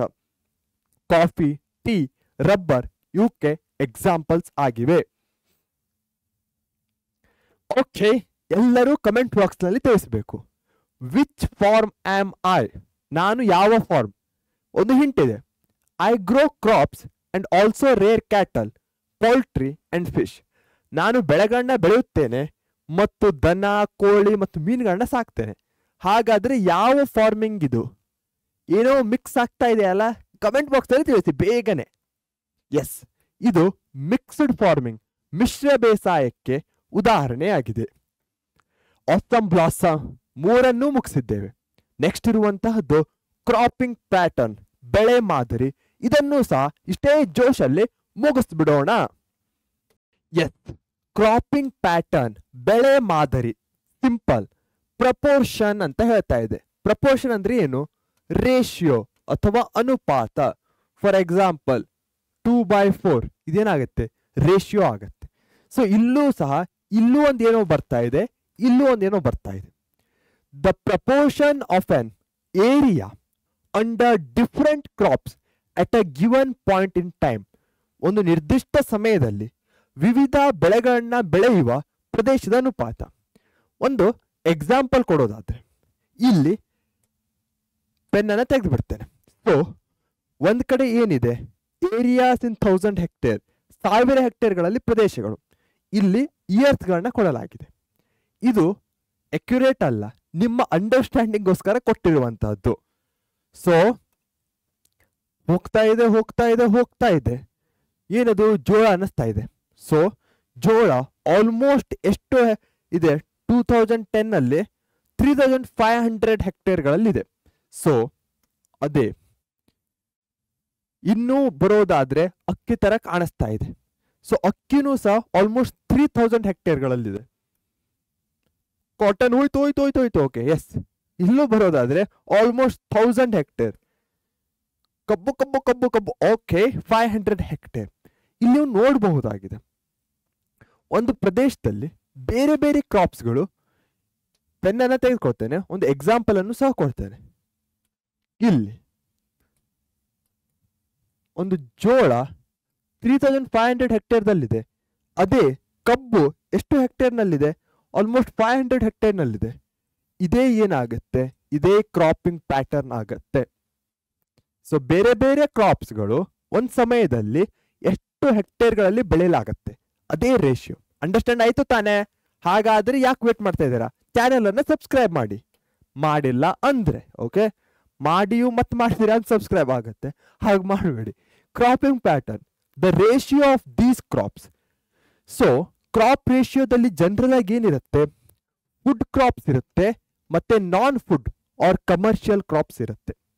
ಫುಡ್ ಕ್ರಾಪ್ಸ್ ಅಂದ ಕೂಡಲೇ ಏನು, ವೆಜಿಟೇಬಲ್ಸ್ ಇರಬಹುದು, ಎಲ್ಲ ಧಾನ್ಯಗಳಿರ್ಬಹುದು, ಇವೆಲ್ಲವೂ ಫುಡ್ ಕ್ರಾಪ್ಸ್ ಆಗುತ್ತೆ. ನಾನ್ ಫುಡ್ ಅಂದ್ರೆ ಏನು, ಹೂಗಳನ್ನ ನೀವು ತಿಂತೀರಾ, ಇಲ್ಲ ತಾನೆ? ಸೊ ಅದು ನಾನ್ ಫುಡ್ ಆಗತ್ತೆ. ಸೊ ಎಷ್ಟು ಹೆಕ್ಟೇರ್ನಲ್ಲಿ ಈ ಫುಡ್ ಕ್ರಾಪ್ಸ್ಗಳನ್ನ ಬೆಳೀತಾ ಇದ್ದಾರೆ, ಅದರ ಡಿವೈಡೆಡ್ ಬೈ ಎಷ್ಟು ಹೆಕ್ಟೇರ್ಗಳಲ್ಲಿ ಇಂತಹ ನಾನ್ ಫುಡ್ಸ್ಗಳನ್ನ ಬೆಳೀತಾ ಇದ್ದಾರೆ, ಅದೇ ಕ್ರಾಪಿಂಗ್ ಪ್ಯಾಟರ್ನ್ ಆಗತ್ತೆ. ಸಿಂಪಲ್ ಇರುವಂತಹ ಕಾನ್ಸೆಪ್ಟ್. ಹಾಗಾದರೆ ನಮಗೆ ಆ ರೇಷಿಯೋದಿಂದ ಏನ್ ಗೊತ್ತಾಗುತ್ತೆ, ಎಷ್ಟು ಫುಡ್ ಬೆಳೀತಾ ಇದ್ದಾರೆ, ಎಷ್ಟು ನಾನ್ ಫುಡ್ ಬೆಳೀತಿದ್ದಾರೆ ಅಂತ ಗೊತ್ತಾಗುತ್ತೆ. ಹಾಗಾದರೆ ಆ ರೇಷಿಯೋ ಬರ್ಲಿಕ್ಕೆ ಏನಾದ್ರೂ ಫ್ಯಾಕ್ಟರ್ಸ್ ಇರ್ಬೇಕಲ್ಲ, ಅವು ಯಾವುವು ಅಂದ್ರೆ ಲ್ಯಾಂಡ್ ಫಾರ್ಮ್ಸ್, ಭೂರೂಪಗಳು, ಲ್ಯಾಂಡ್ ನ ಸ್ಟ್ರಕ್ಚರ್ ಹೇಗಿದೆ, ಅದು ಸಹ ವೆರಿ ಇಂಪಾರ್ಟೆಂಟ್ ಆಗತ್ತೆ. ಬಹಳಷ್ಟು ತಗ್ಗುಗಳು, ಗುಡ್ಡಗಳು, ಪರ್ವತಗಳು ಇತ್ತಂದ್ರೆ ಅಲ್ಲಿ ಒಳ್ಳೆ ಬೆಳೆಗಳನ್ನ ಬೆಳಿಲಿಕ್ಕೆ ಆಗಲ್ಲ. ಕರೆಕ್ಟ್ ತಾನೆ? ಕ್ಲೈಮೇಟ್, ಹವಾಮಾನ, ಎಲ್ಲೋ ಒಂದ್ ಕಡೆ ಮಳೆನೇ ಆಗಲ್ಲ, ರಾಜಸ್ಥಾನ ಅಂತ ಕಡೆ. ಅಲ್ಲಿ ಹೋಗಿ ನಿಮಗೆ ಯಾವ್ದಕ್ಕೆ ಹೆಚ್ಚಿನ ನೀರಿನ ಅವಶ್ಯಕತೆ ಇರುತ್ತೋ ಅದನ್ನಲ್ಲಿ ಬೆಳಿಲಿಕ್ಕೆ ಆಗತ್ತಾ? ಇಲ್ಲ ತಾನೆ? ಸಾಯಿಲ್, ಮಣ್ಣು, ಮಣ್ಣಿನ ಫರ್ಟಿಲಿಟಿ ಎಷ್ಟಿದೆ, ಫಲವತ್ತತೆ ಎಷ್ಟಿದೆ, ಅದು ಸಹ ಒಂದು ಇಂಪಾರ್ಟೆಂಟ್ ಫ್ಯಾಕ್ಟರ್ ಆಗುತ್ತೆ. ವಾಟರ್ ಅವೈಲಬಿಲಿಟಿ, ನೀರಿನ ಲಭ್ಯತೆ ಎಷ್ಟಿದೆ. ಕ್ಲೈಮೇಟು ಮತ್ತೆ water availability hand in hand ಹೋಗುತ್ತೆ. ಹೆಚ್ಚಿನ ಮಳೆ ಆದ್ರೆ ವಾಟರ್ ಅವೈಲಬಿಲಿಟಿ ಹೆಚ್ಚಿಗೆ ಇರುತ್ತೆ, ಅದೇ ಕಡಿಮೆ ಮಳೆ ಆದಂದ್ರೆ ಏನು, ನೀರು ಕಡಿಮೆ ಇರುತ್ತೆ. ಅದರ ಜೊತೆಗೆ ಇಕನಾಮಿಕ್ ಫ್ಯಾಕ್ಟರ್ಸ್, ಆರ್ಥಿಕ ಅಂಶಗಳು ಸಹ. ಫಾರ್ ಎಕ್ಸಾಂಪಲ್, ಹೆಚ್ಚಾಗಿ ಈ ಟೀ, ಕಾಫಿ, ಟೊಬ್ಯಾಕೊ ಇವುಗಳಿಂದ ಹಣನೂ ಸಹ ಅಷ್ಟೇ ಹೆಚ್ಚಾಗಿ ಬರುತ್ತೆ. ಸೊ ಇಕನಾಮಿಕಲಿ ಎಷ್ಟು ನಾವು ಸ್ಟ್ರಾಂಗ್ ಇದ್ದೇವೆ ಅದ್ರ ಮೇಲೂ ಡಿಪೆಂಡ್ ಆಗುತ್ತೆ. ಸೋಷಿಯಲ್ ಫ್ಯಾಕ್ಟರ್ಸ್, ಸುತ್ತಮುತ್ತಲಿನ ಸಮಾಜ ಹೇಗಿದೆ. ಫಾರ್ ಎಕ್ಸಾಂಪಲ್, ಸುತ್ತಮುತ್ತಲಿನ ಜನ ಎಲ್ಲರೂ ಆಹಾರಕ್ಕೋಸ್ಕರ ಬೆಳೆಗಳನ್ನ ಬೆಳೀತಾ ಇದ್ದಾರೆ, ಅವರೂ ಸಹ ಆಹಾರಕ್ಕೋಸ್ಕರ ಬೆಳೆಗಳನ್ನ ಬೆಳೀತಾರೆ. ಟೆಕ್ನಾಲಜಿ, ತಂತ್ರಜ್ಞಾನ, ನೀರು ಕಡಿಮೆ ಇರಬಹುದು, ಆದರೆ ಒಳ್ಳೆ ಟೆಕ್ನಾಲಜಿ ಇತ್ತಂದ್ರೆ ಆ ಒಂದು ಫಾರ್ಮಿಂಗ್ ಅನ್ನ ಇನ್ನು ನೆಕ್ಸ್ಟ್ ಲೆವೆಲ್ಗೆ ತೆಗೆದುಕೊಂಡು ಹೋಗ್ಬೋದು. ಸೊ ಹೀಗಾಗಿ ಈ ಎಲ್ಲಾ ಫ್ಯಾಕ್ಟರ್ಸ್ಗಳು ಕ್ರಾಪಿಂಗ್ ಪ್ಯಾಟರ್ನ್ ಮೇಲೆ ಇಂಪ್ಯಾಕ್ಟ್ ಅನ್ನ ಕೊಡುತ್ತೆ. ಸೊ ಅವನ್ನೇ ಜನರಲ್ ಆಗಿ ನ್ಯಾಚುರಲ್ ಫ್ಯಾಕ್ಟರ್, ನೈಸರ್ಗಿಕ ಅಂಶಗಳು, ಆಲ್ರೆಡಿ ಹೇಳಿರೋ ಹಾಗೆ ವಾಟರ್ ಅವೈಲಬಿಲಿಟಿ, ಕ್ಲೈಮೇಟ್ ಮೇಲೆ, ಹಾಗೆ ಮತ್ತೇನು ಲ್ಯಾಂಡ್ ಫಾರ್ಮ್ಸು, ಅವೆಲ್ಲ ನ್ಯಾಚುರಲ್ ಆಗುತ್ತೆ. ಇಕನಾಮಿಕ್ ಫ್ಯಾಕ್ಟರು, ಪ್ರಾಫಿಟ್ ಎಷ್ಟು ಬರ್ತಾ ಇದೆ, ಅಥವಾ ಹೊಟ್ಟೆಗೋಸ್ಕರ ನಾವು ಮಾಡ್ತಾ ಇದ್ದೇವೆ, ಬೇರೆ ಜಾಬ್ ಇದೆ ಅಂದ್ರೆ ಇಕನಾಮಿಕ್ ಫ್ಯಾಕ್ಟರ್ ಅಲ್ಲಿ ಬರುತ್ತೆ. ಸೋಷಿಯಲ್ ಫ್ಯಾಕ್ಟರ್, ಸುತ್ತಮುತ್ತಲಿನ ಸಮಾಜ ಹೆಂಗಿದೆ, ಸೋಷಿಯಲ್ ಏನ್ ಮಾಡ್ತಾ ಇದೆ ಅದು ಇಂಪಾರ್ಟೆಂಟ್ ಆಗುತ್ತೆ. ಫಾರ್ಮರ್ಸ್ ಅಟಿಟ್ಯೂಡ್ ಅದು ಸಹ ವೆರಿ ಇಂಪಾರ್ಟೆಂಟ್ ಆಗುತ್ತೆ. ರೈತನ ಮನೋಭಾವ ಏನಾಗಿದೆ, ಅವನಿಗೆ ಪ್ರಾಫಿಟ್ ಬೇಕೋ ಅಥವಾ ಅವನು ತನ್ನ ಹೊಟ್ಟೆಗೋಸ್ಕರ ಬೆಳೆಗಳನ್ನ ಬೆಳೀತಾ ಇದ್ದಾನೆ. So natural factors already discuss ಮಾಡಿರುವಂತದ್ದೇ, ಹೀಗಾಗಿ ಸ್ವಲ್ಪ ಕ್ವಿಕ್ ಆಗಿ ಹೋಗ್ಬಿಡ್ತೇನೆ. ಫಿಸಿಕಲ್ ಫ್ಯಾಕ್ಟರ್ಸ್, ಲ್ಯಾಂಡ್ ಫಾರ್ಮ್ಸ್ ಹೇಗಿದೆ, ಕ್ಲೈಮೇಟ್ ಹೇಗಿದೆ, ಮಳೆ ರೇನ್ಫಾಲ್ ಎಷ್ಟಾಗತ್ತೆ, ಹವಾಮಾನ ಮತ್ತು ಮಳೆ. ಅದರ ಜೊತೆಗೆ ನೆಕ್ಸ್ಟ್ ಇಕನಾಮಿಕ್ ಫ್ಯಾಕ್ಟರ್ಸ್ ಅಲ್ಲಿ commercial crops are growing in vast holdings. Economy ಅಂದ್ರೆ ಏನು, ಹಣ. ಕಮರ್ಷಿಯಲ್ ಕ್ರಾಪ್ಸ್ ಅಂದ್ರೆ ಏನು, ವಾಣಿಜ್ಯ, ಹಣ ಬರುತ್ತೆ, ಎಲ್ಲೆಲ್ಲ ಹೆಚ್ಚಿನ ದುಡ್ಡಿನ ಅವಶ್ಯಕತೆ ಇರುತ್ತೆ. ವಾಣಿಜ್ಯ ಬೆಳೆಗಳು ವಿಶಾಲವಾದ ಹಿಡುವಳಿಗಳಲ್ಲಿ ಬೆಳೆಯುತ್ತವೆ. Earning a huge profit is the main purpose. ಭಾರಿ ಲಾಭ ಗಳಿಸುವುದು ಮುಖ್ಯ ಉದ್ದೇಶ ಆಗಿದ್ರೆ. Social factors, traditions, superstitions, illiteracy etcetera. ಸಂಪ್ರದಾಯಗಳು ನೀವು ನೋಡಿರಬಹುದು. ಮಕರ ಸಂಕ್ರಾಂತಿ ಆ ಹಬ್ಬ ಬಂದ ಕೂಡಲೇ ಏನ್ ಮಾಡ್ತಾರೆ, ನಮ್ಮ ಕಡೆ ಎಲ್ಲ ಬೆಳೆದಂತಹ ಬೆಳೆಗಳನ್ನ ತೆಗಿತಾರೆ. ಸೊ ಅದು ಮಕರ ಸಂಕ್ರಾಂತಿ ನಮ್ಮ ಟ್ರೆಡಿಷನ್ ಆಗಿದೆ. ಬೈಸಾಖಿ ಅಂತ ಬೇರೆ ಕಡೆ ಕರೀತಾರೆ. ಸೂಪರ್ಸ್ಟಿಷನ್ಸ್ ಅಂದ್ರೆ ಮೂಢನಂಬಿಕೆ. ಫಾರ್ ಎಕ್ಸಾಂಪಲ್, ಒಬ್ಬ ರೈತ ಕಾಟನ್ ಅನ್ನ ಬೆಳೆದಿರ್ತಾನೆ. ಆ ಕಾಟನ್ ಅನ್ನ ಬೆಳೆದಂತಹ ವರ್ಷ ಆತನಿಗೆ ಬಹಳಷ್ಟು ಲಾಸ್ ಆಗುತ್ತೆ. ಈ ಲಾಸ್ನಿಂದ ಆತ ಆತ್ಮಹತ್ಯೆ ಮಾಡ್ಕೊಳ್ತಾನೆ. ಅದನ್ನ ಕೇಳಿದಂತಹ ಊರಿನ ಜನರು ಏನ್ ಮಾಡ್ತಾರೆ, ನೆಕ್ಸ್ಟ್ ವರ್ಷ ಕಾಟನ್ ಅನ್ನ ಬೆಳೆಯೋದೇ ಇಲ್ಲ. ಯಾಕೆ ಬೆಳೆಯೋದಿಲ್ಲ, ಯಾಕಂದ್ರೆ ಹಿಂದಿನ ವರ್ಷ ಬೆಳೆದ ರೈತ ಸತ್ತೋಗಿದ್ದಾನೆ, ಸೊ ಅವನ್ ಶಾಪ ಇದೆ ಅಂತ ಆ ಬೆಳೆಯನ್ನೇ ಬೆಳೆಯೋದಿಲ್ಲ. ಆದರೆ ಆ ವರ್ಷ ಆ ಬೆಳೆಗೆ ಬೇಕಾದಂತ ಎಲ್ಲಾ ಫ್ಯಾಕ್ಟರ್ಸ್ಗಳು ಅವ್ರ ಪರವಾಗಿರ್ತವೆ. ಅದೇ ಮೂಢನಂಬಿಕೆಗಳು. ಇಲ್ಲಿಟರಸಿ, ಅನಕ್ಷರತೆ. ಇಂದಿಗೂ ಸಹ ಭಾರತದ ಬಹಳಷ್ಟು ಜನರು ಇಲ್ಲಿಟರೇಟ್ ಆಗಿದ್ದಾರೆ. ಅವರಿಗೆ ಎಜುಕೇಶನ್ ಅವಶ್ಯಕತೆ ಇದೆ. ಸಾಯಿಲ್ನ ಫರ್ಟಿಲಿಟಿ ಬಗ್ಗೆ ಇರಬಹುದು, ಹೊಸ ಹೊಸ ಟೆಕ್ನಾಲಜಿಗಳ ಬಗ್ಗೆ ಇರಬಹುದು, ಆ ಒಂದು ನಾಲೆಜ್ ಅನ್ನ ಕೊಡೋ ಅವಶ್ಯಕತೆ ಇದೆ. Social factors, farmers attitude. For example, ನೀವೆಲ್ಲರೂ 10th ಅಲ್ಲಿದ್ದೀರಾ. ನಾವು ಟೀಚರ್ಸ್ ಆಗಿ ಎಷ್ಟೇ ಹೇಳಿದ್ರು ಸಹ ಕೊನೆಯದಾಗಿ ಎಲ್ಲ ಇರೋದು ನಿಮ್ ಕೈಯಲ್ಲೇ. ಅದು ಏನಾಗಿರುತ್ತೆ, ಸ್ಟೂಡೆಂಟ್ಸ್ ಆಟಿಟ್ಯೂಡ್ ಆಗಿರುತ್ತೆ. ಹೀಗೆ ಇಲ್ಲೂ ಸಹ ರೈತರ ಮನೋಭಾವ. ಒಂದು ಎಕ್ಸಾಂಪಲ್ ಅನ್ನ ಕೊಟ್ಟಿದ್ದಾರೆ. Earlier farmers in North Karnataka, ಉತ್ತರ ಕರ್ನಾಟಕದಲ್ಲಿ use to grow mainly jowar and wheat, ಜೋಳ ಮತ್ತು ಗೋಧಿಯನ್ನ ಹಿಂದೆ ಉತ್ತರ ಕರ್ನಾಟಕದಲ್ಲಿ ಬೆಳೀತಾ ಇದ್ರು. ಆದರೆ ಈಗ ಏನಾಗಿದೆ, ಈಗ ಸನ್ಫ್ಲವರ್ ಇರಬಹುದು, ಸೂರ್ಯಕಾಂತಿ, ಗ್ರೌಂಡ್ ನಟ್, ಕಡ್ಲೆಕಾಯಿ ಇರಬಹುದು, ತೂರ್ದಾಳ್, ತೊಗರಿಬೇಳೆ, ಈರುಳ್ಳಿ, ಇವುಗಳನ್ನ ಹೆಚ್ಚಿನ ಸಂಖ್ಯೆಯಲ್ಲಿ ಬೆಳೀತಾ ಇದ್ದಾರೆ. ಯಾಕೆ, ಇವುಗಳಿಂದ ಹೆಚ್ಚಿನ ಪ್ರಾಫಿಟ್ ಬರ್ತಾ ಇದೆ, ಅದಕ್ಕೋಸ್ಕರ. ಸೊ ಇಲ್ಲಿ ಶಿಫ್ಟ್ ಆಗ್ತಾ ಇರೋ ಒಂದು ಆಟಿಟ್ಯೂಡ್ ಅನ್ನ ಕಾಣಬಹುದು. ಮೊದಲಿಗೆ ರೈತರು ತಮ್ಮ ಹೊಟ್ಟೆಗೋಸ್ಕರ ಈ ಬೆಳೆಗಳನ್ನ ಬೆಳೀತಾ ಇದ್ರು, ಜೋಳ, ಗೋಧಿ. ಆದರೆ ಈಗ ಹೆಚ್ಚಿನ ಪ್ರಾಫಿಟ್ ಅನ್ನ ಗಳಿಸಬೇಕು, ಅದಕ್ಕೋಸ್ಕರ ಇವುಗಳನ್ನ ಬೆಳೀತಾ ಇದ್ದಾರೆ. ಇದನ್ನ ತಪ್ಪು ಅಂತ ಖಂಡಿತವಾಗಿಯೂ ಹೇಳ್ತಾ ಇಲ್ಲ, ಜಸ್ಟ್ ಹೇಗೆ ಆಟಿಟ್ಯೂಡ್ ಶಿಫ್ಟ್ ಆಗ್ತಾ ಇದೆ ಅಂತ ಹೇಳ್ತೇನೆ. ಎಲ್ಲರೂ ಸಹ ಪ್ರಾಫಿಟ್ ಅನ್ನ ತೆಗೆದುಕೊಳ್ಳಲೇಬೇಕು, ಅದರಲ್ಲೂ ರೈತರಿಗೂ ಸಹ ಅಷ್ಟೇ ಅವಶ್ಯಕತೆ ಇದೆ. ಬಹಳಷ್ಟು ವರ್ಷಗಳ ಕಾಲ ಅವರು ಶೋಷಣೆಗೊಳಗಾಗಿದ್ದಾರೆ. ಹೀಗಾಗಿ ಆ ಒಂದು ಪ್ರಾಫಿಟ್ನ ಅವಶ್ಯಕತೆ ಅವರಿಗೆ ಖಂಡಿತವಾಗಿಯೂ ಇದೆ. In addition to the above, ಇದರ ಜೊತೆಗೆ ಆ ಪ್ರದೇಶದ ವಾಟರ್ ಅವೈಲಬಿಲಿಟಿ ಇರಬಹುದು, ಟ್ರಾನ್ಸ್ಪೋರ್ಟ್ ಫೆಸಿಲಿಟೀಸ್ ವೆರಿ ಇಂಪಾರ್ಟೆಂಟ್. ಒಂದು ಬೆಳೆಯನ್ನ ಬೆಳೆದಿರ್ತೀರ, ಅದನ್ನ ಮಾರ್ಕೆಟ್ಗೆ ತೆಗೆದುಕೊಂಡು ಹೋಗ್ಲಿಕ್ಕೆ ಸರಿಯಾದ ರೋಡೇ ಇಲ್ಲ ಅಂದ್ರೆ ಏನು ಬೆಲೆನೇ ಸಿಗಲ್ಲ ಆ ಬೆಳೆಗೆ. ಮಾರ್ಕೆಟ್ ಹೈಬ್ರಿಡ್ ಸೀಡ್ಸ್ಗಳಿಂದ ಏನಾಗುತ್ತೆ, ಒಳ್ಳೆ ಲಾಭ ಬರುತ್ತೆ. ಈ ಹೈಬ್ರಿಡ್ ಸೀಡ್ಸ್ಗಳನ್ನ ಎಲ್ಲಿ ಕೇಳಿದ್ವಿ, ನೆನಪು ಮಾಡ್ಕೊಳ್ಳಿ, ಗ್ರೀನ್ ರೆವಲ್ಯೂಷನ್ ಅಲ್ಲಿ ಕೇಳಿದ್ವಿ. ಯಾವ ಪಾಠದಲ್ಲಿತ್ತು ಗ್ರೀನ್ ರೆವಲ್ಯೂಷನ್, ಕಮೆಂಟ್ ಬಾಕ್ಸ್ ಅಲ್ಲಿ ತಿಳಿಸಿ. ಓಕೆ, ಕೆಮಿಕಲ್ ಫರ್ಟಿಲೈಸರ್ಸ್ ಅವು ಸಹ ವೆರಿ ಇಂಪಾರ್ಟೆಂಟ್ ಆಗುತ್ತೆ. Land development etcetera influence cropping patterns, ನೀರಿನ ಲಭ್ಯತೆ, ಸಾರಿಗೆ ಸೌಲಭ್ಯಗಳು, ಮಾರುಕಟ್ಟೆ, ಹೈಬ್ರಿಡ್ ಬೀಜಗಳು, ರಾಸಾಯನಿಕ ಗೊಬ್ಬರಗಳು, ಭೂ ಅಭಿವೃದ್ಧಿ ಇತ್ಯಾದಿಗಳು ಬೆಳೆ ಮಾದರಿಗಳ ಮೇಲೆ ಪ್ರಭಾವ ಬೀರುತ್ತೆ. ಆಸಮ್ ಬ್ಲಾಸಮ್, ಯಾಕಂದ್ರೆ ಕ್ರಾಪಿಂಗ್ ಪ್ಯಾಟರ್ನ್ ನ ಮುಗಿಸಿದ್ದೇವೆ. ನೆಕ್ಸ್ಟ್ ಇರುವಂತಹದ್ದು ಕ್ರಾಪ್ ಸೀಸನ್ಸ್, ಬೆಳೆ ಋತುಗಳು. ಮುಖ್ಯವಾಗಿ ಎಷ್ಟು ಮಂತ್ಸ್ಗಳಿವೆ ಕಮೆಂಟ್ ಬಾಕ್ಸ್ನಲ್ಲಿ ತಿಳಿಸಿ. ತಿಂಗಳು ಎಷ್ಟಿದೆ ಒಂದು ವರ್ಷದಲ್ಲಿ? 10, 12? 12 ತಿಂಗಳುಗಳಿದೆ. ಶಬಾಷ್. ಸೊ ಜನವರಿಯಿಂದ ಡಿಸೆಂಬರ್ವರೆಗೆ. ಸೊ ಜನವರಿ ನೋಡೋದಾದ್ರೆ ರಬಿ ಆರ್ ಪೋಸ್ಟ್ ಮಾನ್ಸೂನ್ ಅಂತ ಕರಿತೇವೆ. ಇಲ್ಲಿ ಸ್ವಲ್ಪ ಐಕಾನ್ಸ್ಗಳಿವೆ.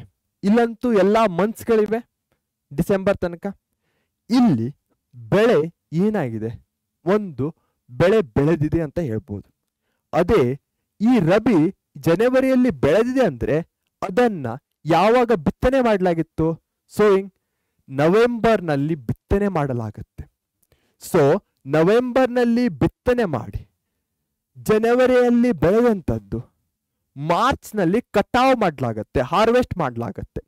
ಸೊ ನವೆಂಬರ್ನಿಂದ ಮಾರ್ಚ್ನವರೆಗೂ ರಬಿ ಅಥವಾ ಪೋಸ್ಟ್ ಮಾನ್ಸೂನ್ನ ಸೀಸನ್ ಇರುತ್ತೆ ಅಂತ ಕರಿಬಹುದು. ಬೆಳೆಗಳನ್ನ ನವೆಂಬರ್ದಲ್ಲಿ ಹಾಕಲಾಗತ್ತೆ, ಬೀಜವನ್ನ. ಅದು ಬೆಳೆಯುತ್ತೆ ಜನವರಿಯಲ್ಲಿ, ಮಾರ್ಚ್ನಲ್ಲಿ ಕಟಾವು ಮಾಡಲಾಗತ್ತೆ. ಮಾರ್ಚ್ನ ನಂತರ ಏನ್ ಬರುತ್ತೆ? Summer season. Yes. So summer season ಅಲ್ಲಿ ಏನಾಗತ್ತೆ, ಅದನ್ನ ಜೈದ್ ಅಥವಾ ಬೇಸಿಗೆ ಅಂತಾನೂ ಕರಿತೇವೆ. ಸೊ ಏಪ್ರಿಲ್ನಲ್ಲಿ ಬೆಳೆಯನ್ನ ಬೀಜವನ್ನ ಹಾಕಲಾಗತ್ತೆ. ಹಾಗೆ ಮೇನಲ್ಲೇ ಕಟಾವು ಸಹ ಮಾಡಲಾಗುತ್ತೆ. ಕ್ವಿಕ್ ಆಗಿರುತ್ತೆ. April, May. Kharif, early monsoon, very important crop ಸೀಸನ್ಸ್ಗಳಲ್ಲಿ. ಮಾನ್ಸೂನ್ ಸೀಸನ್ ಅಂತ ಕರಿತೇವೆ. ಜೂನ್ನಲ್ಲಿ ಬಿತ್ತನೆ ಮಾಡಲಾಗುತ್ತೆ. ನೀವು ನೋಡಬಹುದು ಈ ಮಂತ್ಸ್ಗಳಲ್ಲಿ ಚೆನ್ನಾಗಿ ಮಳೆ ಆಗುತ್ತೆ. ಮಾನ್ಸೂನ್ ಕಾಲ ಅಂತ ಕರಿತೇವೆ. ಸೊ ಈ ಮಾನ್ಸೂನ್ ಕಾಲದಲ್ಲಿ ಅದು ಬೆಳೆಯುತ್ತೆ. ಅಕ್ಟೋಬರ್ನಲ್ಲಿ ಕಟಾವು ಮಾಡಲಾಗುತ್ತೆ. ಅದಾದ ಮೇಲೆ ಮತ್ತೆ ಅದೇ ಸೈಕಲ್. ನವೆಂಬರ್ನಲ್ಲಿ ಹಾಕೋದು, ಮತ್ತೆ ಜನವರಿಲಿ ದೊಡ್ಡದಾಗೋದು, ಮಾರ್ಚ್ನಲ್ಲಿ ತೆಗೋದು. ಸೊ ಟೋಟಲ್ ಆಗಿ ರಬಿ, ಜೈದ್, ಖಾರಿಫ್ 3 ಸೀಸನ್ಸ್ಗಳಿವೆ. ಹೇಗೆ ನಾವು ಸೀಸನ್ಸ್ಗಳನ್ನ ಮಾಡ್ತಾ ಇದ್ದೇವೆ? ಬೇಸಿಗೆ ಯಾವಾಗ ಸ್ಟಾರ್ಟ್ ಆಗುತ್ತೆ? ಏಪ್ರಿಲ್, ಮೇ ಪೀಕ್ ಇರುತ್ತೆ. ಅದಾದ್ಮೇಲೆ ಏನ್ ಬರುತ್ತೆ? ಮಾನ್ಸೂನ್ ಕಾಲ ಬರುತ್ತೆ. ಸೊ ಮಾನ್ಸೂನ್ ಅದಾದ ನಂತರ ನಿರ್ಗಮನ ಮಾನ್ಸೂನ್ ಅಂತ ಕರಿತೇವಲ್ಲ, ನಾರ್ತ್ ವೆಸ್ಟ್ ಮಾನ್ಸೂನ್, ಆ ಕಾಲದಲ್ಲಿ ರಬಿ ಬರುತ್ತೆ. ಸೊ ಹೀಗಾಗಿ ಇಂಡಿಯಾ ಯಾವುದು ಸೀಸನ್ಸು ಮತ್ತೆ ಈ ಕ್ರಾಪ್ ಸೀಸನ್ಸು ಎರಡೂ ಬಹಳಷ್ಟು ಲಿಂಕ್ ಆಗಿರುವಂತಹದ್ದು. ಯಾಕಂದ್ರೆ ಅಗ್ರಿಕಲ್ಚರ್ಗೆ ನೀರು ಬೇಕು. ನೀರು ಬರೋದಕ್ಕೆ ಮುಖ್ಯ ಕಾರಣ ಮಳೆ. ತಿಳಿತು? ಆಸಮ್.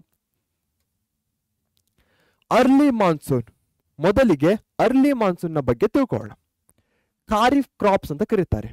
ಮುಂಗಾರು ಆರಂಭಿಕ ಅಥವಾ ಖಾರಿಫ್ ಬೆಳೆಗಳು. ನೈಋತ್ಯ ಮಾನ್ಸೂನ್ನ ಕಾಲದಲ್ಲಿ ಬರುತ್ತೆ ಸೀಸನ್ನು. ಇಲ್ಲಿ ನೀವು ನೋಡಬಹುದು June, July, August, September, October. ಜೂನಲ್ಲಿ ಹಾಕ್ತಾರೆ, ಅದು ಬೆಳೆದು ಆಗಸ್ಟ್ನಲ್ಲಿ ದೊಡ್ಡದಾಗತ್ತೆ ಬೆಳೆ. ಸೆಪ್ಟೆಂಬರ್ ಅಥವಾ ಅಕ್ಟೋಬರ್ನಲ್ಲಿ ಕಟಾವು ಮಾಡಲಾಗತ್ತೆ. Simple. Yes. Months June, July. Seeds sown, ಬಿತ್ತಿದ ಬೀಜಗಳು ಜೂನ್, ಜುಲೈಯಲ್ಲಿ. ಕ್ರಾಪ್ಸ್ ಯಾವಾಗ ಹಾರ್ವೆಸ್ಟ್ ಮಾಡ್ತಾರೆ? ಸೆಪ್ಟೆಂಬರ್ ಅಥವಾ ಅಕ್ಟೋಬರ್ನಲ್ಲಿ. ಯಾವ ಬೆಳೆಗಳನ್ನ ಬೆಳೀತಾರೆ, ಯಾವುದಕ್ಕೆ ನೀರು ಹೆಚ್ಚಿಗೆ ಬೇಕಾಗಿರುತ್ತೋ ಅಂತಹ ಬೆಳೆಗಳನ್ನ ಈ ಸೀಸನ್ ಅಲ್ಲಿ ಬೆಳೀತಾರೆ. ಪ್ಯಾಡಿ, ಭತ್ತ ಇರಬಹುದು, ರಾಗಿ ಇರಬಹುದು, ಕಾಟನ್, ಹತ್ತಿ ಇರಬಹುದು, ಜವಾರ್, ಜೋಳ ಇರಬಹುದು, ಮೇಜ್, ಮೆಕ್ಕೆಜೋಳ, oil seeds like ground nut, ಕಡಲೆಕಾಯಿ ಅಂತ ಎಣ್ಣೆ ಬೀಜಗಳಿರಬಹುದು. ಇವೆಲ್ಲದಕ್ಕೂ ಹೆಚ್ಚಿನ ನೀರಿನ ಅವಶ್ಯಕತೆ ಇರುತ್ತೆ. ಇವೆಲ್ಲವನ್ನ ಮುಖ್ಯವಾಗಿ ಖಾರಿಫ್ ಕ್ರಾಪ್ಸ್ ಅಂತ ಕರೀತಾರೆ. ಓಕೆ, ಮಳೆ ವೆರಿ ಇಂಪಾರ್ಟೆಂಟ್ ಫ್ಯಾಕ್ಟರ್ ಆಗುತ್ತೆ. Next, post monsoon or rabi crops. Monsoon ನಂತರದ ಅಥವಾ ರಬಿ ಬೆಳೆಗಳು. ಆಲ್ರೆಡಿ ಎಕ್ಸ್ಪ್ಲೇನ್ ಮಾಡಿದ್ದೇನೆ. ನವೆಂಬರ್ ಮತ್ತೆ ಡಿಸೆಂಬರ್ ಅಥವಾ ಡಿಸೆಂಬರ್ನಲ್ಲಿ ಬೆಳೆಯನ್ನ ಬಿತ್ತಲಾಗುತ್ತೆ. ಜನವರಿಯಲ್ಲಿ ಸ್ವಲ್ಪ ದೊಡ್ಡದಾಗತ್ತೆ. ಫೆಬ್ರವರಿ ಅಥವಾ ಮಾರ್ಚ್ನಲ್ಲಿ ಕಟಾವು ಮಾಡಲಾಗತ್ತೆ, ಅಂದರೆ ತೆಗೆಯಲಾಗತ್ತೆ. Rains received in winter months. ಚಳಿಗಾಲದ ತಿಂಗಳುಗಳಲ್ಲಿ ಆದಂತಹ ಮಳೆ ಇದಕ್ಕೆ ಮುಖ್ಯ ಇದಾಗಿರುತ್ತೆ, ಸೋರ್ಸ್ ಆಗಿರುತ್ತೆ.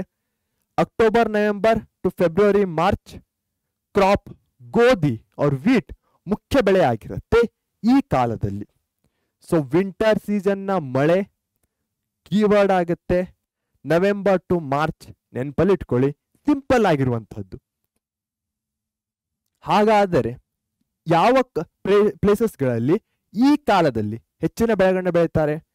North western part comprising Punjab, Haryana, Jammu Kashmir, Uttar Pradesh, south Andhra Pradesh and Tamil Nadu. ನೀವು ನೋಡಬಹುದು ಈ ವಿಂಟರ್ ಸೀಸನ್ ಎಲ್ಲೆಲ್ಲಿ ಹೆಚ್ಚಿನ ಮಳೆ ಆಗುತ್ತೋ ಅಲ್ಲಲ್ಲಿ ತಮಿಳುನಾಡಿನಲ್ಲಿರ್ಬೋದು, ಆಂಧ್ರ ಪ್ರದೇಶ ಇರ್ಬೋದು, ಆ ಕೋಸ್ಟಲ್ ಏರಿಯಾಸ್ಗಳಲ್ಲಿ ಈ ಯಾವುದು ಪೋಸ್ಟ್ ಮಾನ್ಸೂನ್ ಅಲ್ಲಿ ಸ್ವಲ್ಪ ಹೆಚ್ಚಿನ ಮಳೆ ಆಗತ್ತೆ, ನಾರ್ಮಲ್ ಮಾನ್ಸೂನ್ ಅಲ್ಲಿ ಮಳೆ ಆಗಲ್ಲ. ಹೀಗಾಗಿ ಇದನ್ನು ಸಹ ಲಿಂಕ್ ಮಾಡಿ ನೆನಪಲ್ಲಿ ಇಟ್ಕೊಳ್ಬಹುದು. ಸಮ್ಮರ್ ಕ್ರಾಪ್ಸ್, ಓಕೆ, ಮೊದಲಿಗೆ ಮಾನ್ಸೂನು, ಪೋಸ್ಟ್ ಮಾನ್ಸೂನು, ಅದಾದ್ಮೇಲೆ ಸಮ್ಮರ್. ಇದನ್ನ ಜೈದ್ ಫಾರ್ಮಿಂಗ್ ಅಥವಾ ಜೈದ್ ಕೃಷಿ ಅಂತಾನೂ ಸಹ ಕರೀತಾರೆ. ಬೇಸಿಗೆ ಕಾಲದಲ್ಲಿ ಮಾಡಲಾಗುತ್ತೆ, ಏಪ್ರಿಲ್ ಮೇ ತಿಂಗಳು. Pulses like black gram, green gram, oil seeds and vegetables, ನೀರಿನ ಅವಶ್ಯಕತೆ ಕಡಿಮೆ ಇರುವಂತಹದ್ದು. ಹೆಸರುಕಾಳು, ಎಣ್ಣೆ ಬೀಜಗಳು ಮತ್ತು ತರಕಾರಿಗಳಂತಹ ದ್ವಿದಳ ಧಾನ್ಯಗಳು. ಸೊ ಸಮ್ಮರ್ ಕ್ರಾಪ್ಸ್ ಅಂದ್ಕೂಳೆ ದ್ವಿದಳ ಧಾನ್ಯಗಳು ನೆನಪಿಗೆ ಬರಬೇಕು. Summer season, awesome blossom crop seasons ಅನ್ನ ಮುಗಿಸಿದ್ದೇವೆ. ನೆಕ್ಸ್ಟ್ ಇರುವಂತಹದ್ದು ಮೇಜರ್ ಕ್ರಾಪ್ಸ್ ಇನ್ ಇಂಡಿಯಾ ಯಾವುದು ಅಂತ ನೋಡೋಣ ಬನ್ನಿ. ಸೊ ಮೇಜರ್ ಕ್ರಾಪ್ಸ್, ಇವುಗಳಲ್ಲಿ ಮುಖ್ಯವಾಗಿ 4 ಟೈಪ್ಸ್ ಗಳನ್ನ ಮಾಡಿದ್ದಾರೆ. ಫುಡ್ ಕ್ರಾಪ್ಸ್, ಆಹಾರಕ್ಕೋಸ್ಕರ. ಕಮರ್ಷಿಯಲ್, ವಾಣಿಜ್ಯ.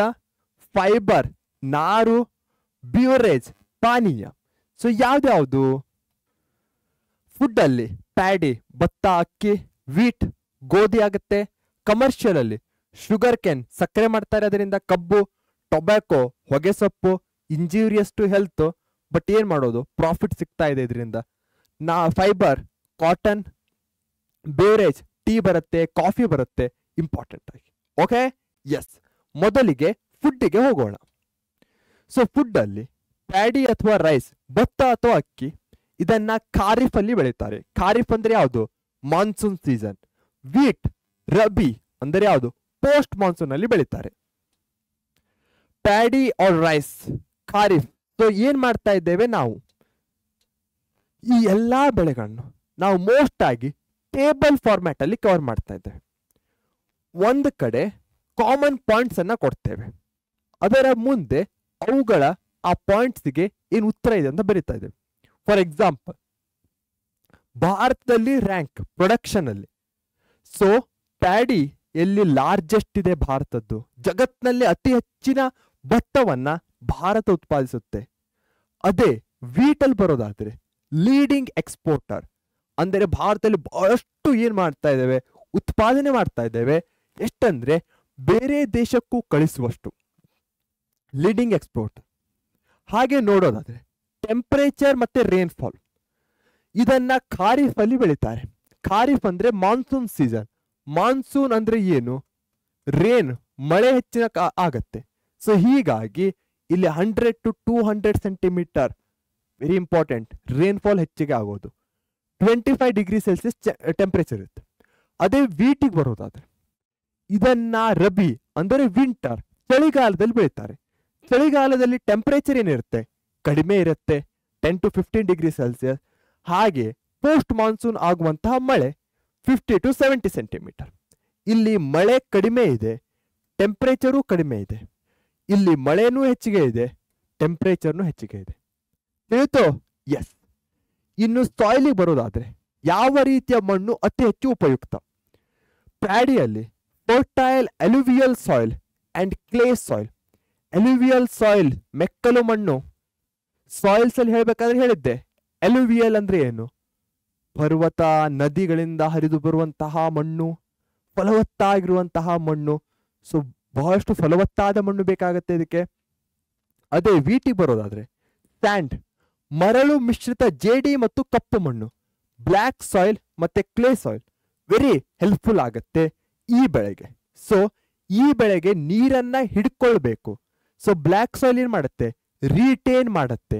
ಇಂಡಿಯಾ ಸಾಯಿಲ್ಸ್ ಅಲ್ಲಿ ಡೀಟೇಲ್ ಆಗಿ black soil, alluvial soil, clay ಸಾಯಿಲ್ಗಳ ಬಗ್ಗೆ ಡಿಸ್ಕಸ್ ಮಾಡಿದ್ದೇವೆ. ಅದೇ ಪ್ರಾಪರ್ಟೀಸ್ಗಳ ಮೇಲೆ ಈ ಬೆಳೆಗಳು ಸಹ ಬಹಳಷ್ಟು ಡಿಪೆಂಡೆಂಟ್ ಆಗಿವೆ. ತಿಳಿದು ತಾನೆ? ಎಸ್. ಹಾಗಾದ್ರೆ ಸೊ ಇದಕ್ಕೆ ಹೆಚ್ಚಿನ ನೀರು ಬೇಕು ಪ್ಯಾಡಿಗೆ. ಸೊ ಸ್ಟ್ಯಾಂಡಿಂಗ್ ವಾಟರ್, ನೀರು ನಿಂತೇ ಇರಬೇಕು. ನೀವು ಭತ್ತದ ಗದ್ದೆಗಳೆಲ್ಲ ಹೋದಾಗ ನೋಡ್ಬೋದು, ನೀರು ನಿಂತೇ ಇರುತ್ತೆ, ನೀರಿನ ಹೆಚ್ಚಿನ ಅವಶ್ಯಕತೆ ಇರುತ್ತೆ. ಲೆಸ್ ನೀರ್ ಕಡಿಮೆ ಇತ್ತಂದ್ರೆ ಇರಿಗೇಷನ್ ಅವಶ್ಯಕತೆ ಇರುತ್ತೆ, ನೀರಾವರಿಯನ್ನ ಕೊಡಬೇಕು ಏನಾದ್ರೂ ನೀರ್ ಕಡಿಮೆ ಇತ್ತಂದ್ರೆ. ಅದೇ ಪ್ಲೇಸಸ್ಗೆ ಬರೋದಾದ್ರೆ ಪ್ಲೇಸಸ್ಗೆ ಸಾಯಿಲ್ಸ್, ಎಲುವಿಯಲ್ ಸಾಯಿಲ್ ಆ ರೆಫರೆನ್ಸ್ ನೆನಪಲ್ಲಿ ಇಟ್ಕೊಳ್ಳಿ. ಇದಕ್ಕೆ ಬ್ಲ್ಯಾಕ್ ಸಾಯಿಲು ಹಾಗೆ ಹೆಚ್ಚಿನ ಮಳೆ ಇವು ಸಹ ಕೀವರ್ಡ್ಸ್ ಆಗತ್ತೆ. ಇದರಿಂದ ನಾವು ಪ್ಲೇಸಸ್ಗಳನ್ನ ಗೆಸ್ ಮಾಡ್ಬೋದು. ಬೆಂಗಾಲ್ ಲಾರ್ಜೆಸ್ಟ್ ಇದೆ ನಮ್ಮ ಭಾರತದಲ್ಲಿ, ಒರಿಸ್ಸಾ, ಆಂಧ್ರ ಪ್ರದೇಶ್, ತಮಿಳುನಾಡು, ಕರ್ನಾಟಕ, ಉತ್ತರ ಪ್ರದೇಶ್, ಪಂಜಾಬ್. ಬಂಗಾಳ, ಒರಿಸ್ಸಾ, ಆಂಧ್ರ ಪ್ರದೇಶ್, ಬಂಗಾಳದಲ್ಲಿ ಅತಿ ಹೆಚ್ಚು. ಇನ್ನು ವೀಟಿಗೆ ಬರೋದಾದ್ರೆ northern plains of Punjab. Punjab ಮತ್ತೆ ವೀಟ್ ಎರಡು ಹ್ಯಾಂಡ್ ಇನ್ ಹ್ಯಾಂಡ್, ಬಹಳಷ್ಟು ಕೈಯಲ್ಲಿ ಹೋಗ್ತವೆ. ಯಾಕಂದ್ರೆ ಪಂಜಾಬ್ ಅನ್ನ ಗ್ರಾನರಿ ಆಫ್ ವೀಟ್, ಗೋಧಿಯ ಕಣಜ ಅಂತ ಕರಿತೇವೆ. ಹರಿಯಾಣ ಇರಬಹುದು, ಉತ್ತರ ಪ್ರದೇಶ ಫಸ್ಟ್ ಇದೆ ಪ್ರೊಡಕ್ಷನ್ ನಲ್ಲಿ ಭಾರತದಲ್ಲಿ. ಬಿಹಾರ್, ಮಧ್ಯಪ್ರದೇಶ್, ರಾಜಸ್ಥಾನ್, ಗುಜರಾತ್, ಮಹಾರಾಷ್ಟ್ರ, ನಾರ್ತ್ ಕರ್ನಾಟಕ, ಉತ್ತರ ಕರ್ನಾಟಕ ಈ ಎಲ್ಲಾ ಪ್ರದೇಶಗಳಲ್ಲೂ ವೀಟ್ ಅನ್ನ ಹೆಚ್ಚಿನ ವಾಲ್ಯೂಮ್ ಅಲ್ಲಿ ಬೆಳೀತಾರೆ. ಸೊ ಮಣ್ಣು ವೆರಿ ಇಂಪಾರ್ಟೆಂಟ್ ಆಗುತ್ತೆ. ಇಲ್ಲಿ ನೋಡಬಹುದು ಬ್ಲ್ಯಾಕ್ ಸಾಯಿಲ್ ವೆರಿ ಇಂಪಾರ್ಟೆಂಟ್. ತಿಳಿತು ತಾನೆ? ಪ್ಲೇಸಸ್ ಅನ್ನ ಸುಲಭವಾಗಿ ನೆನಪಲ್ಲಿಟ್ಕೊಳ್ಬೇಕು. ಹೇಗೆ? ಸಿಂಪಲ್ ಆಗಿದೆ. ಮಳೆ ಹಾಗೆ ಸಾಯಿಲ್ ಇವೆರಡೂ ಲಕ್ಷಣ ಎಲ್ಲಿ ಕಂಡು ಬರುತ್ತೋ ಆ ಪ್ಲೇಸಸ್ಗಳು. Cool, awesome. Next commercial crops. ಇದರಲ್ಲಿ ಎರಡು ಮುಖ್ಯವಾಗಿ ಬರುತ್ತೆ. ಶುಗರ್ ಕೇನ್, ಕಬ್ಬು. ಇದರ ಒರಿಜಿನ್ ಅಥವಾ ಮೂಲ ಎಲ್ಲಿದೆ? ಭಾರತದಲ್ಲೇ ಇದೆ. ನೆಕ್ಸ್ಟ್ ಟೊಬ್ಯಾಕೊ, ಹೊಗೆಸೊಪ್ಪು. ಸೊ ಸೇಮ್ ಫಂಡ ಇಲ್ಲಿ ಪ್ರಾಪರ್ಟಿ ಇರುತ್ತೆ. ಇಲ್ಲಿ ಆ ಶುಗರ್ ಕೇನು ಮತ್ತು ಟೊಬ್ಯಾಕೋದ ಲಕ್ಷಣಗಳನ್ನ ಕೊಡ್ತೇವೆ. India ranks. Bharat second rank ಅಲ್ಲಿ ಇದೆ ಪ್ರೊಡಕ್ಷನ್ ಅಲ್ಲಿ, ಶುಗರ್ ಕೇನ್ ಅಲ್ಲಿ. ಹಾಗೆ ಟೊಬ್ಯಾಕೋದಲ್ಲಿ ಥರ್ಡ್ ಪ್ಲೇಸ್ ನಲ್ಲಿ ಇದೆ. Second, third. ಟೆಂಪರೇಚರ್ ನೋಡೋದಾದ್ರೆ 21 to 26 degree Celsius, 100 to 150 centimetre ಹೆಚ್ಚಿನ ರೇನ್ಫಾಲ್ ನ ಅವಶ್ಯಕತೆ ಇದೆ. ಟೆಂಪರೇಚರ್ ಒಂಥರ ನಾರ್ಮಲ್ ಟೆಂಪರೇಚರ್ ಅಂತ ಹೇಳ್ಬೋದು. ಅದೇ ಟೊಬ್ಯಾಕೋಗೆ 21 to 27 ಡಿಗ್ರಿ ಸೆಲ್ಸಿಯಸ್, 50 ಸೆಂಟಿಮೀಟರ್ ಕಡಿಮೆ, ಬಹಳಷ್ಟು ಕಡಿಮೆ ನೀರಿನ ಅವಶ್ಯಕತೆ ಇದೆ ಹೊಗೆಸೊಪ್ಪಿಗೆ. ಮಣ್ಣು, so fertile loamy soil mixed with black soil. Already ಹೇಳಿರೋ ಹಾಗೆ ನೀರು ಬ್ಲ್ಯಾಕ್ ಸಾಯಿಲ್ ರಿಟೇನ್ ಮಾಡುತ್ತೆ. ಕಪ್ಪು ಮಣ್ಣಿನೊಂದಿಗೆ ಬೆರೆಸಿದ ಫಲವತ್ತಾದ ಲೋಮಿ ಮಣ್ಣು. ಅದೇ ಟೊಬ್ಯಾಕೋಗೆ ಬರೋದಾದ್ರೆ sandy soil requires chemical fertilisers. ಮರಳು ಮಣ್ಣಿನಿಂದ ಕೂಡಿದ್ದು ರಾಸಾಯನಿಕ ಗೊಬ್ಬರ ಅಗತ್ಯವಾಗಿ ಬೇಕಾಗಿದೆ. ಸೊ ಟೆಂಪರೇಚರು, ಸಾಯಿಲು ಎರಡೂ ಪ್ರಾಪರ್ಟೀಸ್ಗಳಿಂದ ನಮ್ಗೆ ಗೊತ್ತಾಗತ್ತೆ ಆ ಬೆಳೆಯನ್ನ ಹೇಗೆ ಬೆಳಿಬಹುದು ಅಂತ. ಹಾಗಾದ್ರೆ ಪ್ಲೇಸಸ್ ಯಾವ್ದ್ಯಾವುದು? ಶುಗರ್ ಕೇನ್ ಮತ್ತು ಟೊಬ್ಯಾಕೋವನ್ನ ಈ ಪ್ಲೇಸಸ್ಗಳಲ್ಲಿ ಕಾಮನ್ ಇದೆ, ಅಂದ್ರೆ ಎರಡೂ ಕೈ ಬೆಳಿತಾರೆ. ಉತ್ತರ ಪ್ರದೇಶ ಇರ್ಬೋದು, ಗುಜರಾತ್, ಮಹಾರಾಷ್ಟ್ರ, ಕರ್ನಾಟಕ, ತಮಿಳುನಾಡು, ಆಂಧ್ರ ಪ್ರದೇಶ್. ಅದೇ ಹೊಗೆಸೊಪ್ಪುಗೆ ಸಪ್ರೇಟ್ ಆಗಿ ಬರೋದಾದ್ರೆ ಬಿಹಾರ, ಕರ್ನಾಟಕ. ಕರ್ನಾಟಕದಲ್ಲೂ ನಿಪ್ಪಾಣಿಯನ್ನ ಮಾರ್ಕೆಟಿಂಗ್ ಸೆಂಟರ್, ಮಾರುಕಟ್ಟೆ ಕೇಂದ್ರ, ಹೊಗೆಸೊಪ್ಪು ಮಾರುಕಟ್ಟೆ ಕೇಂದ್ರ ಅಂತ ಕರೀತಾರೆ ನಿಪ್ಪಾಣಿಯನ್ನ. ಇದು ಟೊಬ್ಯಾಕೊ ಇಂಜೂರಿಯಸ್ ಟು ಹೆಲ್ತ್, ಇದರಿಂದ ಕ್ಯಾನ್ಸರ್ ಸಹ ಆಗುತ್ತೆ, ಆದರೆ ಇದರಿಂದ ಪ್ರಾಫಿಟ್ ಸಹ ಅಷ್ಟೇ ಇದೆ. Simple. Which of the following is not a commercial crop? ಎಲ್ಲರೂ ಕಮೆಂಟ್ ಅನ್ನ ಮಾಡಬೇಕು. ಕೆಳಗಿರೋಗಳಲ್ಲಿ ಯಾವುದು ವಾಣಿಜ್ಯ ಬೆಳೆ ಅಲ್ಲ? ಶುಗರ್ ಕೇನ್, ವೀಟ್, ಟೊಬ್ಯಾಕೊ ಯಾವುದಲ್ಲ ವಾಣಿಜ್ಯ ಬೆಳೆ? ಗೆಸ್ ಮಾಡಿದ್ರಾ? ಕಮೆಂಟ್ ಬಾಕ್ಸ್ ಅಲ್ಲಿ ತಿಳಿಸ್ತೀರಾ? Yes, correct answer is wheat, ಗೋಧಿ. ಯಾಕಂದ್ರೆ ಅದು ವಾಣಿಜ್ಯ ಅಲ್ಲ, ಅದು ಫುಡ್ಗೋಸ್ಕರ ಮಾಡುವಂತಹ ಬೆಳೆಯಾಗಿದೆ. Next fibre crops. ಫೈಬರ್ ಅಂದ ಕೂಡಲೇ ಟೆಕ್ಸ್ಟೈಲ್ ಇಂಡಸ್ಟ್ರೀಸ್, ಬಟ್ಟೆ ಇಂಡಸ್ಟ್ರೀಸ್ಗಳು ನೆನಪಿಗೆ ಬರಬೇಕು. ಕಾಟನ್ ಖಾರಿಫ್ ಬೆಳೆ. ಹತ್ತಿ ಏನಾಗಿದೆ? ಖಾರಿಫ್ ಬೆಳೆ ಆಗಿದೆ, ಅಂದರೆ ನೀರಿನ ಅವಶ್ಯಕತೆ ಇದೆ. ಸೊ ಇಂಡಿಯಾ ರ್ಯಾಂಕ್ ಏನಿದೆ ಕಾಟನ್ ನಲ್ಲಿ? First area under cultivation. ಅಂದರೆ ಜಗತ್ತಿನಲ್ಲಿ ಭಾರತದಲ್ಲಿ ಅತಿ ಹೆಚ್ಚಿನ ಲ್ಯಾಂಡ್ ಅಲ್ಲಿ ಏನು ಮಾಡ್ತಾರೆ? ಹತ್ತಿಯನ್ನ ಬೆಳೀತಾರೆ. ಹಾಗಾದ್ರೆ ಅತಿ ಹೆಚ್ಚಿನ ಜಾಗದಲ್ಲಿ ಬೆಳೀತಾರೆ ಅಂದಮೇಲೆ ಪ್ರೊಡಕ್ಷನ್ ಹೆಚ್ಚಿಗೆ ಇರಬೇಕಲ್ವಾ? ಆದರೆ ಭಾರತ ಪ್ರೊಡಕ್ಷನ್ ಅಲ್ಲಿ ಸೆಕೆಂಡ್ ಪ್ಲೇಸ್ ನಲ್ಲಿದೆ. ಇದರ ಅರ್ಥ ಏನು? ಭಾರತ ಇನ್ನೂ ಸಹ ಇದಕ್ಕೆ ಬೇಕಾದಂತ ಟೆಕ್ನಾಲಜೀಸ್ ಇರಬಹುದು, ಕರೆಕ್ಟ್ ಆದ ಒಂದು ಮೆಥಡ್ಸ್ಗಳನ್ನ ಅನುಸರಿಸ್ತಾರೆ. ನಮ್ಮ ಏರಿಯಾ ಹೆಚ್ಚಿಗೆ ಇದೆ, ಆದರೆ ಬರುವಂತಹ ಪ್ರೊಡಕ್ಷನ್ ಔಟ್ಪುಟ್ ಕಡಿಮೆ ಇದೆ. ಸೆಕೆಂಡ್ ಇದೆ ಟೆಂಪರೇಚರ್ 20 to 25. ಖಾರಿಫ್ ಅಂದ ಕೂಡಲೇ ಏನು, ಹೆಚ್ಚಿನ ಮಳೆ 75 to 150 ಸೆಂಟಿಮೀಟರ್. ಮಣ್ಣು ಬ್ಲ್ಯಾಕ್ ಸಾಯಿಲ್, ಲೋಮಿ ಸಾಯಿಲ್, ಕಪ್ಪು ಮಣ್ಣು ಮತ್ತು ಲೋಮಿ ಮಣ್ಣು ಬೇಕಾಗತ್ತೆ. ಪ್ಲೇಸಸ್ ಎಲ್ಲಿ? ಹರಿಯಾಣ, ಮಧ್ಯಪ್ರದೇಶ್, ಗುಜರಾತ್, ಮಹಾರಾಷ್ಟ್ರ, ಕರ್ನಾಟಕ, ಆಂಧ್ರ ಪ್ರದೇಶ್, ಈ ಎಲ್ಲಾ ಪ್ಲೇಸಸ್ಗಳಲ್ಲಿ ನಾವು ಇದನ್ನ ಕಾಣಬಹುದು. ಬೇರೇಜ್ ಕ್ರಾಪ್ಸ್, ಪಾನೀಯ ಬೆಳೆಗಳು, ಟೀ, ಕಾಫಿ ಇವೆಲ್ಲ ಬರುತ್ತೆ. ನಮಗೆ ಕೊಟ್ಟಿರುವಂತದ್ದು ಮುಖ್ಯವಾಗಿ ಟೀ. ಸೊ ಯಾರ್ಯಾರಿಗೆ ಟೀ ಅಂದ್ರೆ ಇಷ್ಟ ಅವ್ರ ಕಮೆಂಟ್ ಬಾಕ್ಸ್ ಅಲ್ಲಿ ಟೀ ಅಂತ ಕಮೆಂಟ್ ಮಾಡಿ. ಓಕೆ, ನನಗೂ ಸಹ ಟೀ ಅಂದ್ರೆ ಸಿಕ್ಕಾಪಟ್ಟೆ ಇಷ್ಟ. So tea, India famous tea exporter. Bharat ಪ್ರಸಿದ್ಧ ಚಹಾ ರಫ್ತುದಾರ ಆಗಿದ್ದಾರೆ. ಅಸ್ಸಾಂನ ಚಹಾ ಇರಬಹುದು, ಇವೆಲ್ಲವೂ ಏನು ಫೇಮಸ್ ಆಗಿದೆ ಭಾರತದಲ್ಲಿ. India ranks largest production.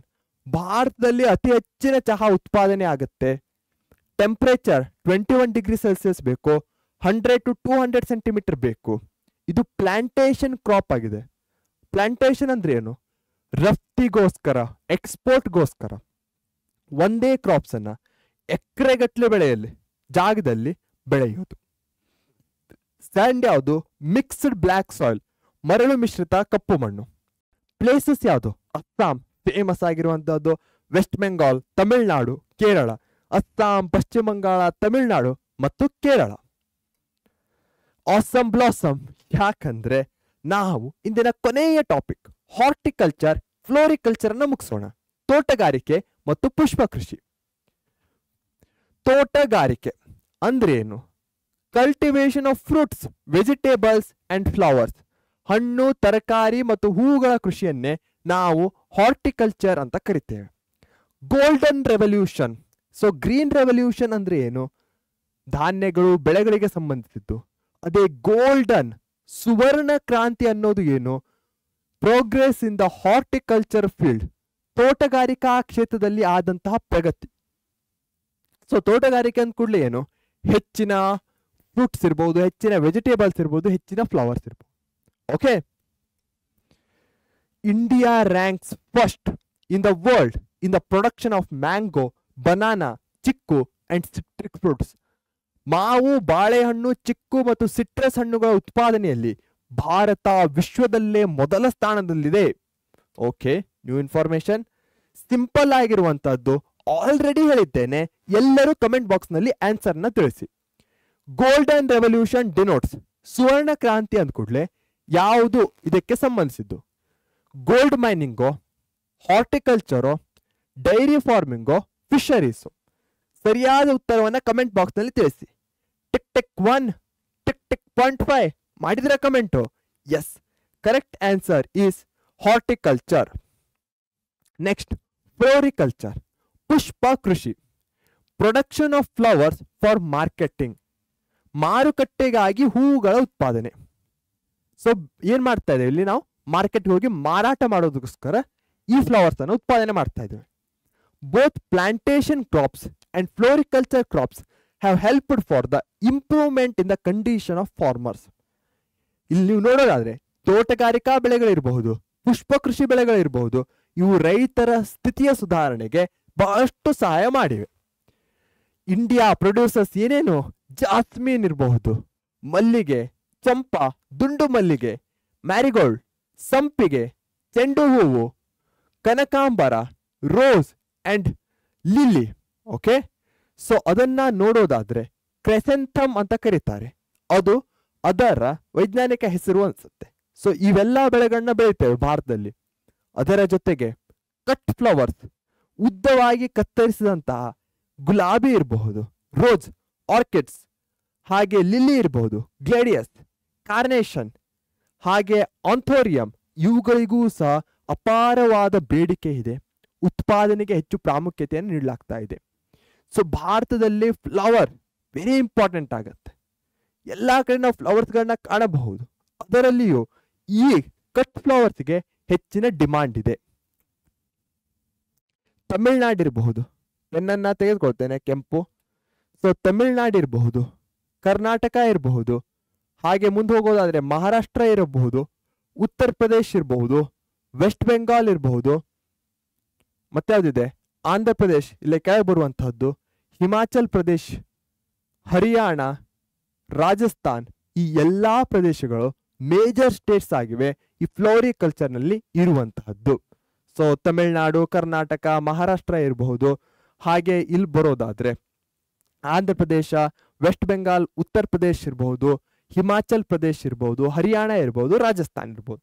Okay, awesome awesome blossom. ಯಾಕಂದ್ರೆ ಇವತ್ತಿನ ಏನು ಟಾಪಿಕ್ಸ್ಗಳಲ್ಲಿ ಮುಖ್ಯವಾದನ್ನೆಲ್ಲ ಕವರ್ ಮಾಡಿದ್ದೇವೆ.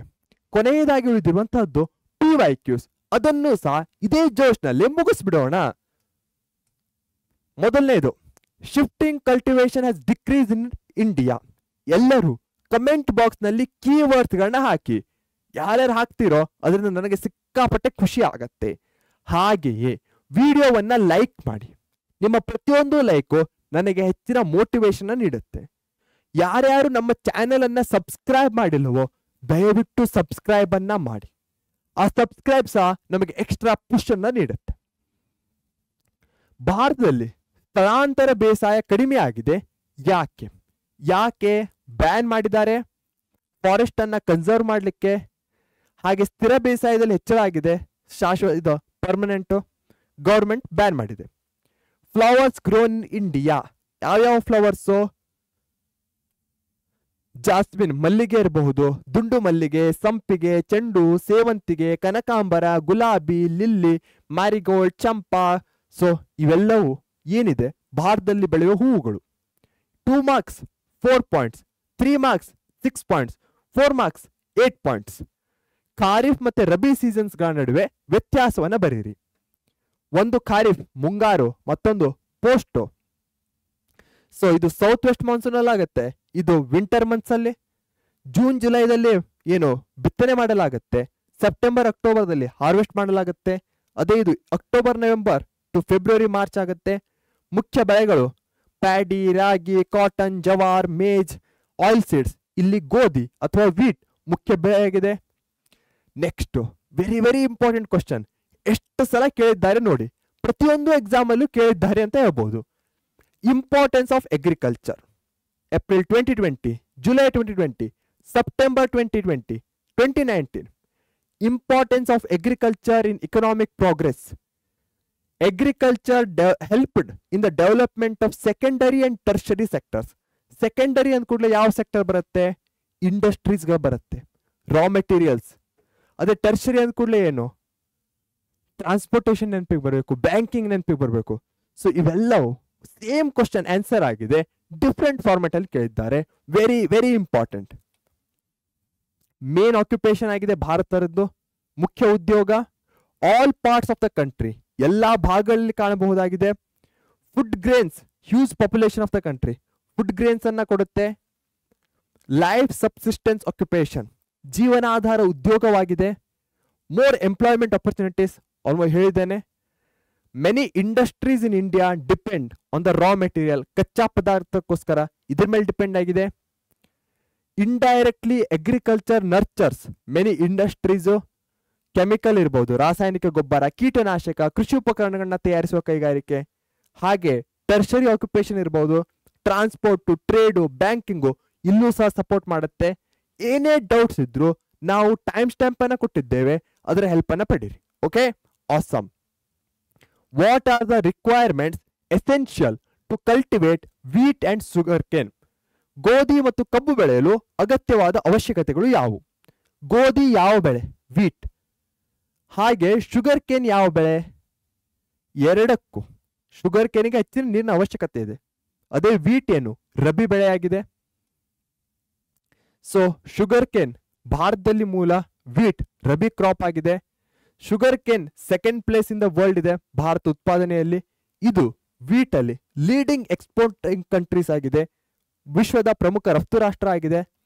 21 to 26 ಡಿಗ್ರಿ ಸೆಲ್ಸಿಯಸ್ ಚಳಿಗಾಲ ಅಂದ್ರೇನು? 10 to 15 degree Celsius, 50 to 70 centimetre rabi ಮಳೆ. ಅದೇ 100 to 150 ಸೆಂಟಿಮೀಟರ್ ಆನ್ಯುವಲ್ ರೈನ್ಫಾಲ್ ಆಗುತ್ತೆ. ಇದಕ್ಕೆ ಫರ್ಟೈಲ್ ಲೋಮಿ ಸಾಯಿಲ್ ಬೇಕಾಗತ್ತೆ, ಮಿಕ್ಸ್ಡ್ ವಿತ್ ಬ್ಲ್ಯಾಕ್ ಸಾಯಿಲ್. ಫಲವತ್ತಾದ ಲೋಮಿ ಮಣ್ಣು, ಕಪ್ಪು ಮಣ್ಣಿನೊಂದಿಗೆ ಮಿಶ್ರಿತ ಮರಳು. ಅದೇ ಇಲ್ಲಿ ಬರೋದಾದ್ರೆ ಮಿಶ್ರಿತ ಜೇಡಿ ಮಣ್ಣು ಮತ್ತು ಕಪ್ಪು ಮಣ್ಣು. ಎಲ್ಲಿ ಬೆಳೀತಾರೆ? Sugar cane Uttar Pradesh, Gujarat, Maharashtra, Karnataka, Tamil Nadu, Andhra Pradesh. ಅದೇ ವೀಟ್ ಅಂದ ಕೂಡಲೇ ಏನು? ಪಂಜಾಬ್ ನೆನಪಿಗೆ ಬರಬೇಕು, ಉತ್ತರ ಪ್ರದೇಶ್ ನೆನಪಿಗೆ ಬರಬೇಕು. ಗೋಧಿಯ ಕಣಜ, ಗ್ರೆನರಿ of wheat, Haryana, Uttar Pradesh, Bihar, Madhya Pradesh, Rajasthan, Gujarat, Maharashtra, north Karnataka. Yes, list out the types of agriculture followed in India. ಭಾರತದಲ್ಲಿ ಅನುಸರಿಸಿದ ಕೃಷಿ ಪ್ರಕಾರಗಳು ಯಾವ್ಯಾವು? ಕೃಷಿ ಪ್ರಕಾರಗಳು ನೆನಪು ಮಾಡ್ಕೊಳ್ಳಿ. ನೆನಪಾಗ್ತಾ ಇದೆ ತಾನೆ? ಕೃಷಿ ಪ್ರಕಾರಗಳು ಫಾರ್ಮಿಂಗು, ಇಂಟೆನ್ಸು, ಪ್ಲಾಂಟೇಶನ್ನು. ಎಸ್, ಅವೇ. ಇಂಟೆನ್ಸಿವ್ ಫಾರ್ಮಿಂಗ್ ಸಾಂದ್ರ ಬೇಸಾಯ, ಸಬ್ಸಿಸ್ಟೆನ್ಸ್ ಫಾರ್ಮಿಂಗ್ ಜೀವನಾಧಾರ ಬೇಸಾಯ. ಇದರಲ್ಲಿ 2 ಟೈಪ್ಸ್ ಬರುತ್ತೆ: ಸೆಡೆಂಟರಿ ಸ್ಥಿರ ಮತ್ತು ಶಿಫ್ಟಿಂಗ್ ಸ್ಥಳಾಂತರ, ಕಮರ್ಷಿಯಲ್ ವಾಣಿಜ್ಯ, ಮಿಕ್ಸ್ಡ್ ಮಿಶ್ರ, ಪ್ಲಾಂಟೇಶನ್ ತೋಟಗಾರಿಕೆ. Awesome blossom. ಯಾಕಂದ್ರೆ ಇವತ್ತಿನ ಈ ಚಾಪ್ಟರ್ ಅನ್ನ 1 ಶಾಟ್ ಅಲ್ಲಿ ಕವರ್ ಮಾಡಿದ್ದೇವೆ. ಪೂರ್ತಿಯಾಗಿ ವಿಡಿಯೋವನ್ನ ನೋಡಿದ್ದೇ ಆದರೆ ನೀವು ಖಂಡಿತವಾಗಿಯೂ ಈ ಚಾಪ್ಟರ್ ನಿಂದ ಬರುವ ಎಲ್ಲಾ ಕ್ವಶನ್ಸ್ ಗಳನ್ನ ಅಟೆಂಪ್ಟ್ ಮಾಡಿಯೇ ಮಾಡಿರ್ತೀರ. ಹಾಗೆ ಫುಲ್ ಮಾರ್ಕ್ಸ್ ಅನ್ನು ಸಹ ತೆಗೆದುಕೊಳ್ತೀರಾ. ಯಾರೂ ಸಹ ಮಿಸ್ ಮಾಡಬೇಡಿ, ಪೂರ್ತಿಯಾಗಿ ವಿಡಿಯೋವನ್ನ ನೋಡಿ. ಅದರ ಜೊತೆಗೆ ನಿಮ್ಮ ಏನೇ ಡೌಟ್ಸ್ಗಳಿದ್ದರೂ ನಮಗೆ ತಿಳಿಸೋದನ್ನ ಮರಿಬೇಡಿ. ವಿಡಿಯೋವನ್ನ ಲೈಕ್ ಮಾಡಿ ನಿಮಗೆ ಇಷ್ಟ ಆದ್ರೆ, ಅದರ ಜೊತೆಗೆ ಆದಷ್ಟು ಶೇರ್ ಮಾಡಿ ನಿಮ್ಮ ಫ್ರೆಂಡ್ಸ್ನ ಜೊತೆಗೆ. ಯಾಕಂದ್ರೆ ಶೇರಿಂಗ್ ಇಸ್ ಕೇರಿಂಗ್. ಅದಕ್ಕಿಂತ ಹೆಚ್ಚಾಗಿ ನಿಮ್ಮ ಫ್ರೆಂಡ್ಸಿಗೂ ಸಹ ಬಹಳಷ್ಟು ಹೆಲ್ಪ್ಫುಲ್ ಆಗತ್ತೆ. ಇನ್ನೂ ಸಬ್ಸ್ಕ್ರೈಬ್ ಮಾಡಿಲ್ವಾ? ಜೋಕ್ ಮಾಡ್ತಾ ಇದ್ದೀರಾ? ಮಾಡಿಲ್ವಾ ಇನ್ನು? ಹಾಗಾದರೆ ಈಗಲೇ ಆ ಸಬ್ಸ್ಕ್ರೈಬ್ ಬಟನ್ ಅನ್ನ ಒತ್ತಿ. ಇದೇ ನೋಟ್ನಲ್ಲಿ ಬಾಯ್ ಅಂತ ಹೇಳೋ ಸಮಯ ಬಂದಿದೆ. Take care. ಯಾವುದೇ ಸಮಯದಲ್ಲಿ ನೋಡ್ತಾ ಇದ್ರೂ ಸಹ ನನ್ನ ಕಡೆಯಿಂದ ಒಂದೇ ವಿಶ್. ಏನದು? ಗುಡ್ ನೈಟ್, ಶುಭರಾತ್ರಿ, ಬಾಯ್ ಬಾಯ್. Thank you.